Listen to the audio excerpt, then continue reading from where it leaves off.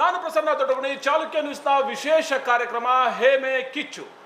ಕಳೆದ 2.5 ವರ್ಷಗಳಿಂದಲೂ ಕೂಡ ಹೇಮಾವತಿಯ ಹೋರಾಟ ನಿರಂತರವಾಗಿ ಕಲ್ಪತರು ನಾಡಿನಲ್ಲಿ ನಡೀತಾ ಇರುವಂಥದ್ದು. ಯಾವುದೇ ಕಾರಣಕ್ಕೂ ಕೂಡ ರಾಮನಗರ ಮತ್ತು ಮಾಗಡಿ ಭಾಗಕ್ಕೆ ಇಲ್ಲಿಂದ ಒಂದು ತೊಟ್ಟು ನೀರನ್ನ ಹರಿಸಲ್ಲ ಅಂತ ಹೇಳಿ ಸಾವಿರಾರು ರೈತರು ಹೋರಾಟಕ್ಕೆ ಹಿಡಿದಿರುವಂಥದ್ದು. ಈ ನಡುವೆ ಕಳೆದ 2 ದಿನಗಳಿಂದಲೂ ಕೂಡ ಸಾಕಷ್ಟು ಚರ್ಚೆ ಆಗ್ತಾ ಇರುವಂತಹ ವಿಷಯ ಈ ಒಂದು ಲಿಂಕ್ ಕೆನಾಲ್ ವಿಷಯ ಹೈಕೋರ್ಟ್ ಮೆಟ್ಟಿಲೇರಿದೆ. ಹಾಗಾಗಿ ಹೈಕೋರ್ಟ್ ನಲ್ಲಿ ಏನೆಲ್ಲ ಆಗ್ತಾ ಇದೆ, ಈ ಹೋರಾಟ ಯಾವ ತಾರ್ಕಿಕ ಹಂತಕ್ಕೆ ಬರ್ತಾ ಇದೆ ಅಂತ ಹೇಳಿ ನಾನು ರೈತ ಹೋರಾಟಗಾರರಂತ ಕಾಡ್ಶೆಟ್ಟಿಹಳ್ಳಿ ಸತೀಶ್ ಅವರ ಜೊತೆ ಮಾತಾಡ್ತಾ ಇದ್ದೇನೆ. ಕಾರ್ಯಕ್ರಮಕ್ಕೆ ಸ್ವಾಗತ ಸರ್. ನಮಸ್ಕಾರ ಸರ್. ಹೇಮಾವತಿ ಹೋರಾಟ ಯಾವಾಗ ಆರಂಭ ಆಯಿತು, ಸೊ ಯಾವಾಗ ಅಂತ್ಯವನ್ನು ಮಾಡಕ್ ಹೊರಟಿದ್ದೀರಿ ನೀವು ಅಂತ? ಹೇಮಾವತಿ ಹೋರಾಟ ಯಾವಾಗ ಲಿಂಕ್ ಕೆನಾಲ್ ಮೂಲಕ ನಮ್ಮ ನೀರನ್ನು ಅಥವಾ ತಮ್ಮ ಪಾಲನ್ನು ನೇರವಾಗಿ ಅವರು ಪೈಪ್ಲೈನ್ ಮೂಲಕ ರಾಮನಗರಕ್ಕೆ ತೆಗೆದುಕೊಂಡು ಹೋಗುವಂಥ ಪ್ರಯತ್ನಕ್ಕೆ ಕೈ ಹಾಕಿದ್ರು, ಅವತ್ತಿನಿಂದ ಇದು ಪ್ರಾರಂಭ ಆಗಿದೆ. ನೀವು ಅಲ್ಲೇ ನೋಡಿದ್ದೀರಿ, ಅನೇಕ ಹೋರಾಟಗಳು ನಡೆದಿದ್ದಾವೆ. ರೈತರು, ರೈತ ಮುಖಂಡರುಗಳು, ಜನನಾಯಕರುಗಳು ಮತ್ತು ಎಲ್ಲದಕ್ಕಿಂತ ಮುಖ್ಯವಾಗಿ 25,000ಕ್ಕೂ ಹೆಚ್ಚು ರೈತರು ಬೀದಿಗಿಳಿದು ಕೆನಾಲ್ ಮೇಲೆ ನಿಂತು ಆ ಕಾಮಗಾರಿನ ನಿಲ್ಲಿಸಿದ್ದನ್ನು ನಾವು ನೋಡಿದ್ದೇವೆ. ಈಗ ಅದು ನ್ಯಾಯಾಲಯದಲ್ಲೂ ಸಹ ಒಂದು ಹೋರಾಟವನ್ನು ನಾವು ಮುಂದುವರಿಸಿದ್ದೇವೆ. ಯಾವುದೇ ಕಾರಣಕ್ಕೂ ನ್ಯಾಯ ಸಿಗೋ ತನಕ ಈ ಹೋರಾಟ ನಿಲ್ಲೋದಿಲ್ಲ. ಅಲ್ಲ, ಹೇಮಾವತಿ ಈಗ 24 TMC ನೀರು 2001ರಲ್ಲಿ ಬಹುತೇಕ ನಮ್ಮ ಜಿಲ್ಲೆಗೆ ಬಂದಂಥದ್ದು, ತಾಲೂಕಿಗೆ ಬಂದದ್ದು. ಅಲ್ಲಿಂದ ಇಲ್ದನೇ ಇರುವಂಥದ್ದು ಯಾಕೆ ಈಗ ಲಿಂಕ್ ಕೆನಾಲ್ ಮೂಲಕ ರಾಮನಗರ ಭಾಗಕ್ಕೆ ಹರಿಸ್ಕೋಬೇಕು ಅಂತ ಹರ್ಸೋಕೆ ಹೊರಡಿಸಿದೆ ಈ ಸರ್ಕಾರ ಅಂತ? ನೋಡಿ, 24 TMC ನಾವು ಮಾತಾಡ್ತೀವಿ. 24 TMC ಬರೀ ತುಮಕೂರು ಜಿಲ್ಲೆಗೆ ಮಾತ್ರ ಅಲ್ಲ, ಮಂಡ್ಯ ಜಿಲ್ಲೆಯ ನಾಗಮಂಗಲಕ್ಕೂ ಅದರಲ್ಲಿ 7ರಿಂದ 8 TMC ನೀರು ಹೋಗ್ತದೆ. ನಮಗೆ ಕೇವಲ ಇನ್ನು 17ರಿಂದ 18 TMC ಮಾತ್ರ ತುಮಕೂರು ಜಿಲ್ಲೆಗೆ ಅಲಾಟ್ ಆಗಿರುವಂಥದ್ದು. ಹಾಗಾಗಿ ಇದರ ನಡುವೆ ಇನ್ನೂ ಒಂದಿದೆ. ನೀವು ಏನು ನಮ್ಮ ಕೆನಾಲ್ ಲೆಕ್ಕದಲ್ಲಿ ಬರುತ್ತೆ, ಚನ್ನರಾಯಪಟ್ಟಣ ಭಾಗಕ್ಕೂ ಇದರಲ್ಲೇ ನೀರು ಹೋಗುತ್ತೆ. ಲೆಕ್ಕ ತುಮಕೂರು ಜಿಲ್ಲೆ ಅಂತ ಹೇಳ್ತಾರೆ, ನಾಗಮಂಗಲಕ್ಕೆ ಹೋಗುತ್ತೆ. ಒಂದು 20-22 ನೀವು ಡಿಸ್ಟ್ರಿಬ್ಯೂಟರ್ಗಳ ಮೂಲಕ ಅಲ್ಲಿ ಚನ್ನರಾಯಪಟ್ಟಣಕ್ಕೆ ಹೋಗೋ ವ್ಯವಸ್ಥೆನೂ ಅವ್ರು ಮಾಡ್ಕೊಂಡಿದ್ದಾರೆ. ತುಮಕೂರು ಬ್ರಾಂಚ್ ಕೆನಾಲಿಂದನೇ ಹೋಗುತ್ತೆ. ಹಾಗಾಗಿ ನಮ್ಗೆ ಏನು ನೀವು 24 ಅಂತ ಮಾತಾಡ್ತೀರಿ ಅಥವಾ ನಮ್ಮ ಜಿಲ್ಲೆಗಿರೋ 18 TMC ಬಗ್ಗೆ ನಾವು ಮಾತಾಡ್ತೀವಿ, ಅದು ಇಲ್ಲಿನ ತನಕ ಹರಿಲಿಕ್ಕೆ ಸಾಧ್ಯ ಆಗಿಲ್ಲ. ಇದರ ನಡುವೆ ನನ್ನ ಭಾಗನ ಕುಣಿಗಲ್ಗೆ ಲೇಟ್ ಆಗ್ತದೆ ನೀರು ಬರೋದು, ಇಲ್ಲಿಂದ ಬಳಸ್ಕೊಂಡು ಬರೋದು ಏನಾಗಲ್ಲ. 10ರಿಂದ 12 ದಿನಕ್ಕೆ ಕೆನಾಲ್ ಮೂಲಕ ನೀರು ಹೋದರೆ ಕುಣಿಗಲ್ಗೆ ನೀರು ಹೋಗ್ತದೆ. ಆದರೆ ನಮಗೆ ತಡ ಆಗ್ತದೆ, ಅಲ್ಲಿನ ತನಕ ಕಾಯೋಕ್ಕಾಗೋದಿಲ್ಲ ಅಂಥೇಳಿ ನಾವು ಎಕ್ಸ್ಪ್ರೆಸ್ ಲಿಂಕ್ ಕೆನಾಲ್ ಮಾಡ್ತೀವಿ ಅಂತ ಹೇಳಿ ಪೈಪ್ಲೈನ್ ಮೂಲಕ ಮಾಡೋಕೆ ಹೊರಟಿದ್ದಿಲ್ಲ. ಇದು ಬಹಳ ಸರಳ. ನಾನು ಯಾವಾಗಲೂ ಹೇಳ್ತಿರ್ತೀನಿ, ಈಗ ನಾವು ರೈತರಿದ್ದೀವಿ. ಈಗ ನಮ್ಮದು ಒಂದು ತೆಂಗಿನ ತೋಟ ಇದೆ, ಒಂದು 7-8 ಮಡಿ ಇದೆ. ನಾವೇನು ಮಾಡ್ತೀವಿ, ಒಂದು ಪೈಪ್ಲೈನ್ ಮಾಡಿದಾಗ ಎಲ್ಲ ಮಡಿಗಳಿಗೂ ಒಂದೊಂದು ಕ್ಯಾಪ್ ಬಿಚ್ಚಿ ನೀರು ಹಾಯಿಸೋ ವ್ಯವಸ್ಥೆನ ಮಾಡ್ತೀವಿ ಪೈಪ್ಲೈನಲ್ಲಿ. ಈಗ ನಾವು ಈ ಕೊನೆಗೆ ನೀರು ಹೋಗ್ಬೇಕು, ಕೊನೆ ಮಡಿಲಿ ನೀರು ಹೋಗ್ಬೇಕು ಅಂದ್ರೆ ಇವೆಲ್ಲ ಕ್ಯಾಪ್ ಹಾಕಿರ್ಬೇಕು. ಖಂಡಿತ ಹೌದು. ನಾವು ಇಲ್ಲಿ ಮಧ್ಯದಲ್ಲಿ ಯಾವ್ದಾದ್ರು ಒಂದು ಕ್ಯಾಪ್ ಕಿತ್ಬಿಟ್ರೆ ನೀರು ಮುಂದಕ್ಕೆ ಹೋಗೋದೇ ಇಲ್ಲ. ಈಗ ನೀವು ಇಲ್ಲಿ ಕ್ಯಾಪ್ ಕೀಳೋ ಕೆಲಸ ಮಾಡ್ತಿದ್ರಿ, ಇಲ್ಲಿ ಮೇಲೆ ಡೈವರ್ಷನ್ ಮಾಡಕ್ಕೆ ಹೊಟ್ಟಿದ್ದೀರಿ. ನಿಮ್ಮ ನೀರು ನೀವು ತಗೋತಿ ಅಂತ ಹೇಳ್ತೀರಿ, ಅವು ಮುಂದಕ್ಕೆ ನೀರೇ ಹೋಗೋದಿಲ್ಲ. ಯಾಕಂದರೆ ನೀವು ವಿನ್ಯಾಸ ಮಾಡುವ ಸಂದರ್ಭದೊಳಗಡೆ, ಮೂಲ ಯೋಜನೆ ನೀವು ಮಾಡೋ ಸಂದರ್ಭದಲ್ಲೇ ನೀವು ಕುಣಿಗಲ್ಗೆ ಸಪ್ರೇಟ್ ಎಕ್ಸ್ಪ್ರೆಸ್ ಕೆನಾಲ್ನ ಪ್ಲ್ಯಾನ್ ಮಾಡಿದರೆ ಈ ಸಮಸ್ಯೆ ಉದ್ಭವ ಆಗ್ತಿರ್ಲಿಲ್ಲ. ಯಾಕೆಂದರೆ ವಿನ್ಯಾಸ ಮಾಡಬೇಕಾದ್ರೇ ಕುಣಿಗಲ್ಗೆ ಎಷ್ಟು ನೀರು 388 ಕ್ಯೂಸೆಕ್ಸ್ ಅಂತ ಅವ್ರು ಏನು ಹೇಳ್ತಾರೆ ಅಷ್ಟು ನೀರು ಹೋಗಿ ನಮ್ಮ ಗುಬ್ಬಿ, ತುಮಕೂರು ಗ್ರಾಮಾಂತರ, ತುಮಕೂರು ನಗರ ಏನು ಹೋಗಬೇಕು, ಇವ್ರಿಗೆ ಎಷ್ಟೆಷ್ಟು ನೀರು ಹೋಗಬೇಕು ಅನ್ನೋದು ವಿನ್ಯಾಸ ಆಗಿರೋದು ಕೆನಾಲ್. ಹಾಗಿಲ್ಲ, ನೀವು ಗುಬ್ಬಿಯಿಂದ ತುಮಕೂರು ಗ್ರಾಮಾಂತರ, ತುಮಕೂರು ನಗರ, ಕುಣಿಗಲ್ಗೆ ಹೋಗೋಕೆ ವಿನ್ಯಾಸ ಮಾಡಿದ್ದೀರಿ. ಈಗ ದಿಢೀರಂತ ಮಧ್ಯದಲ್ಲಿ ಒಂದು ಕ್ಯಾಪ್ ಕೇಳೋದಾದ್ರೆ ಏನಾಗ್ತದೆ? ಸಹಜವಾಗಿದೆ. ಎಂಥ ಸಾಮಾನ್ಯ ರೈತರಿಗೆ ನಾನು ದಿನ ಬೆಳಗ್ಗೆ ಎದ್ರೆ ಮಾಡೋ ಕೆಲಸ ಅರ್ಥ ಆಗ್ತದೆ. ಸಂಪೂರ್ಣ ಈ ಭಾಗದ ಸುಮಾರು ಒಂದು 100 ಕಿಲೋಮೀಟರ್ ವ್ಯಾಪ್ತಿಯಲ್ಲಿರುವಂಥ ಎಲ್ಲ ರೈತರಿಗೆ ತೊಂದರೆ ಆಗುತ್ತೆ. ಈಗ ಏನೆಲ್ಲ ಸಮಸ್ಯೆಗಳಾಗ್ಬೋದು? ಈಗ ಲಿಂಕ್ ಕೆನಾಲ್ ನಾವು ಮಾಡ್ತೇವೆ, ಯಾಕಂದ್ರೆ ಮುಖ್ಯಮಂತ್ರಿ ನಾನೇ ಇರುವಂಥದ್ದು. ನಾನು ಮಾಡ್ತೇನೆ ಅಂತ ಹೊರಟಾಗ ತುಮಕೂರು ಜಿಲ್ಲೆಗೆ ಎಷ್ಟೆಲ್ಲ ಸಮಸ್ಯೆಗಳು ಕ್ರಿಯೇಟ್ ಆಗುತ್ತೆ ಅಂತ ನೋಡ್ರಿ. ತುಮಕೂರು ಜಿಲ್ಲೆಯ ಇಡೀ ಮನುಷ್ಯ ಬದುಕು ಮತ್ತು ಜೀವಜಂತುಗಳ ಬದುಕಿನ ಮೇಲೆ ಪರಿಣಾಮ ಆಗುತ್ತಿದ್ದು. ನಾವು ಭಾಳ ಗಂಭೀರವಾಗಿ ಯಾರೋ ರೈತರು, ಯಾರೋ ಒಂದು ವರ್ಷ ಹೋರಾಟಗಾರರು ಬದುಕಿನ ಮೇಲೆ ಆಗಲ್ಲ, ಇಡೀ ಸಾಮಾಜಿಕ ವ್ಯವಸ್ಥೆ ಮೇಲಾಗ್ತದೆ, ಆರ್ಥಿಕ ವ್ಯವಸ್ಥೆ ಮೇಲಾಗ್ತದೆ, ಸಾಂಸ್ಕೃತಿಕ ವ್ಯವಸ್ಥೆ ಮೇಲಾಗ್ತದೆ. ನೀವು 1905ನೇ ಇಸ್ವಿನಲ್ಲಿ ಬ್ರಿಟಿಷ್ ಕಾಲದಲ್ಲಿ ಒಂದು ಅಧ್ಯಯನ ಆಗಿದೆ. ಅವತ್ತು ತುಮಕೂರು ಜಿಲ್ಲೆ ಅತ್ಯಂತ ಹಿಂದುಳಿದ ಬರಪೀಡಿತ ಪ್ರದೇಶ. 61ರಲ್ಲಿ ಸೆನ್ಸಸ್ ಅಲ್ಲಾಗಿದೆ, ಅವತ್ತು ನಿಮ್ಮದು ಬರಪೀಡಿತ ಪ್ರದೇಶ. ನಂಜುಂಡಪ್ಪ ವರದಿಲಿ ನಿಮ್ಮದು ಬರಪೀಡಿತ ಪ್ರದೇಶ, ಹಿಂದುಳಿದ ಜಿಲ್ಲೆ. ಮುಂದೆ ನೀವು ಇಷ್ಟೆಲ್ಲ ಹಿಂದುಳಿದುವಂಥ ಒಂದು ಜಿಲ್ಲೆ ಒಳಗಡೆ ನೀವು ಈಗ ಹೇಮಾವತಿ ಬಂದಂಥ ಸಂದರ್ಭದೊಳಗಡೆ ಒಂದು ಸ್ವಲ್ಪ ಕಳೆದ ಒಂದು 15-20 ವರ್ಷದಿಂದ ಏನು ಒಂದಷ್ಟು 10 TMCನೋ 7 TMCನೋ 8 TMCನೋ ಒಂದೊಂದು ಮಳೆ ಆದಾಗ ಒಂದಷ್ಟು ಏನು ಬಂತು ಆ ನೀರನ್ನು ನಾವು ಕೆರೆಗಳಿಗೆ ಹರಿಸ್ಕೊಳೋದ್ರ ಮೂಲಕ ಒಂದಷ್ಟು ಅಂತರ್ಜಲನ ವೃದ್ಧಿ ಮಾಡಿಕೊಂಡು ನಾವು ಇವತ್ತು ಅಡಿಕೆ ತೆಂಗಂತ ಬೆಳೆಗಳನ್ನು ವಾಣಿಜ್ಯ ಬೆಳೆಗಳಿಗೆ ಬದಲಾಗಿ ನಮ್ಮೊಂದು ಸ್ವಲ್ಪ ಆರ್ಥಿಕ ಸ್ಥಿತಿ ಬದಲಾಗಿದೆ. ಒಬ್ಬ ಮನುಷ್ಯನ ಆರ್ಥಿಕ ಸ್ಥಿತಿ ಬದಲಾದ ತಕ್ಷಣ ಅದು ಸಾಮಾಜಿಕ ಪರಿಸ್ಥಿತಿ ಬದಲಾಗ್ತದೆ, ಶೈಕ್ಷಣಿಕ ಪರಿಸ್ಥಿತಿ ಬದಲಾಗ್ತದೆ. ಅದರಿಂದ ಮೂಲವೇ ಆರ್ಥಿಕ ಪರಿಸ್ಥಿತಿ. ನೀವು ವಾಪಸ್ ಇದೇನಾರ ಕೆನಾಲ್ ಮಾಡೋಕೆ ಎಕ್ಸ್ಪ್ರೆಸ್ ಕೆನಾಲ್ ಮಾಡೋದ್ರ ಮೂಲಕ ನೀರಿಲ್ದಂಗಾದ್ರೆ ನಾವು ಏನು 1905ನೇ ಇಸ್ವಿಲಿ ಇದ್ವಲ್ಲ ಆ ಪರಿಸ್ಥಿತಿಗೆ ಹೋಗ್ತೀವಿ. ತಿರ್ಗಾ ರಾಗಿ ಬೆಳೆಯೋಕ್ಕೆ ಸ್ಥಿತಿಗೆ ಹೊರಟೋಗ್ಬಿಡ್ತೀವಿ ನಾವು. ಬಹಳ ದೊಡ್ಡ ಪರಿಣಾಮ ಆಗ್ತದೆ. ಈಗ ಎಚ್ಚೆತ್ಕೊಂಡಲ್ಲೇ ಹೋದರೆ ಏನಿವತ್ತು ನಾವು ಬದುಕು ಕಟ್ಕೊಂಡಿದ್ದೀವಿ, ಮುಂದಿನ ತಲೆಮಾರು ನೀರಿಲ್ಲದೆ ಹಾಹಾಕಾರಕ್ಕೆ ಒಳಗಾಗ್ತದೆ. ಇಷ್ಟು ವರ್ಷಗಳಲ್ಲಿ ನಾವು ನೋಡ್ತಾ ಹೋದ್ರೆ 24 TMC, ನಾನು ಹೇಳೋಂಗೆ ನೀವು ಹೇಳೋಂಗೆ 18 TMC. JC ಮಾಧುಸ್ವಾಮಿಯವರು ಸಣ್ಣ ನೀರಾವರಿ ಸಚಿವರಾಗಿದ್ದಾಗ ಒಂದಷ್ಟು ನೀರು ಬಂದಿರೋದು ಬಿಟ್ರೆ ಬೇರೆ ಯಾವುದೇ ಕಾಲದಲ್ಲೂ ನೀರು ಬಂದಿಲ್ಲ, ಹೌದಲ್ವಾ? ಸೊ ಆಗ ಹೇಗೆ ಬಂತು, ಈಗ ಯಾಕೆ ಬರ್ತಾ ಇಲ್ಲ ಅಂತ. ಅಲ್ಲ, ನಾನು ಹೇಳಿದ್ನಲ್ಲ, ಮೂಲ ಯೋಜನೆ ಒಳಗಡೆನೆ ಸಮಸ್ಯೆ ಇದೆ. ನೀವು ಚಂದ್ರಾಪಟ್ಟಣಕ್ಕೆ ಒಂದಷ್ಟು ನೀರು ತಗೊಂಡಿದ್ದೀರಿ, ಅವತ್ತಾರು ಎಚ್ಚೆತ್ಕೊಂಡು ನೋಡಿಲ್ಲ. ಆಮೇಲೆ ಈಗ ನೀವು ನಾಗಮಂಗಲಕ್ಕೆ ಪ್ರಾಜೆಕ್ಟಲ್ಲಿ ಹೋಗುತ್ತೆ. ನಮ್ಮಲ್ಲಿ ನೀರು ಹರಿಯೋ ಸಂದರ್ಭದೊಳಗಡೆ ನಿಮ್ಗೆ ಹಿಂದೆ ಎಲ್ಲ ಗೊತ್ತು, ನಮ್ಗೆಲ್ಲರಿಗೂ ಚೆನ್ನಾಗಿ ಗೊತ್ತಿದೆ. ನೀರು ಬಿಟ್ಟ ತಕ್ಷಣ ಆ ಬಾಗೂರು ನವಿಲೆ ಹಿಂದ್ಗಡೆಯಿಂದ ಒಂದು ಇದನ್ನ ಎಂಬ್ಯಾಕ್ಮೆಂಟ್ ಹೊಡೆದಾಕ್ತಿದ್ರು. ಹೌದು, ಹೊಡೆದಾಕಿ ಅಲ್ಲಿ ನೀರು ಒಂದು ತಿಂಗಳು ಅದು ರಿಪೇರಿಗೆ ಹೋಗ್ಬಿಡೋದು ನಮ್ಮ ಕಾಲಾವಧಿ ಒಳಗಡೆ. ಅದನ್ನ ಹಾಸನದ ರಾಜಕಾರಣ ಪ್ರತಿ ಸಲ ಹೊಡೆದಾಕ್ತಿತ್ತು. ಎಲ್ಲರಿಗೂ ರಾಜಕೀಯ ಅಂತಾನೆ ಏನದು ಎಲ್ಲ ನಾವೆಲ್ಲ ಮಾತಾಡ್ತಿದ್ವಿ. ಹಾಸನದ ರಾಜಕಾರಣ ಈ ವಿಷಯದಲ್ಲಿ ಕೆಲಸ ಮಾಡ್ತಿದೆ ಅಂತ ಹೇಳಿ ನಾವು ಹೊಡೆದಾಕಿಸ್ತಾರೆ, ನಮಗೆ ನೀರು ಬರ್ತಾ ಇಲ್ಲ ಅಂತ. ಅದೊಂದು ಸರಿ ಮಾಡೋಕೆ ಒಂದು ತಿಂಗಳಾಗ್ಬಿಡೋದು, ಅಷ್ಟರಲ್ಲಿ ನೀರು ನಿಂತು ಹೋಗ್ತಿತ್ತು.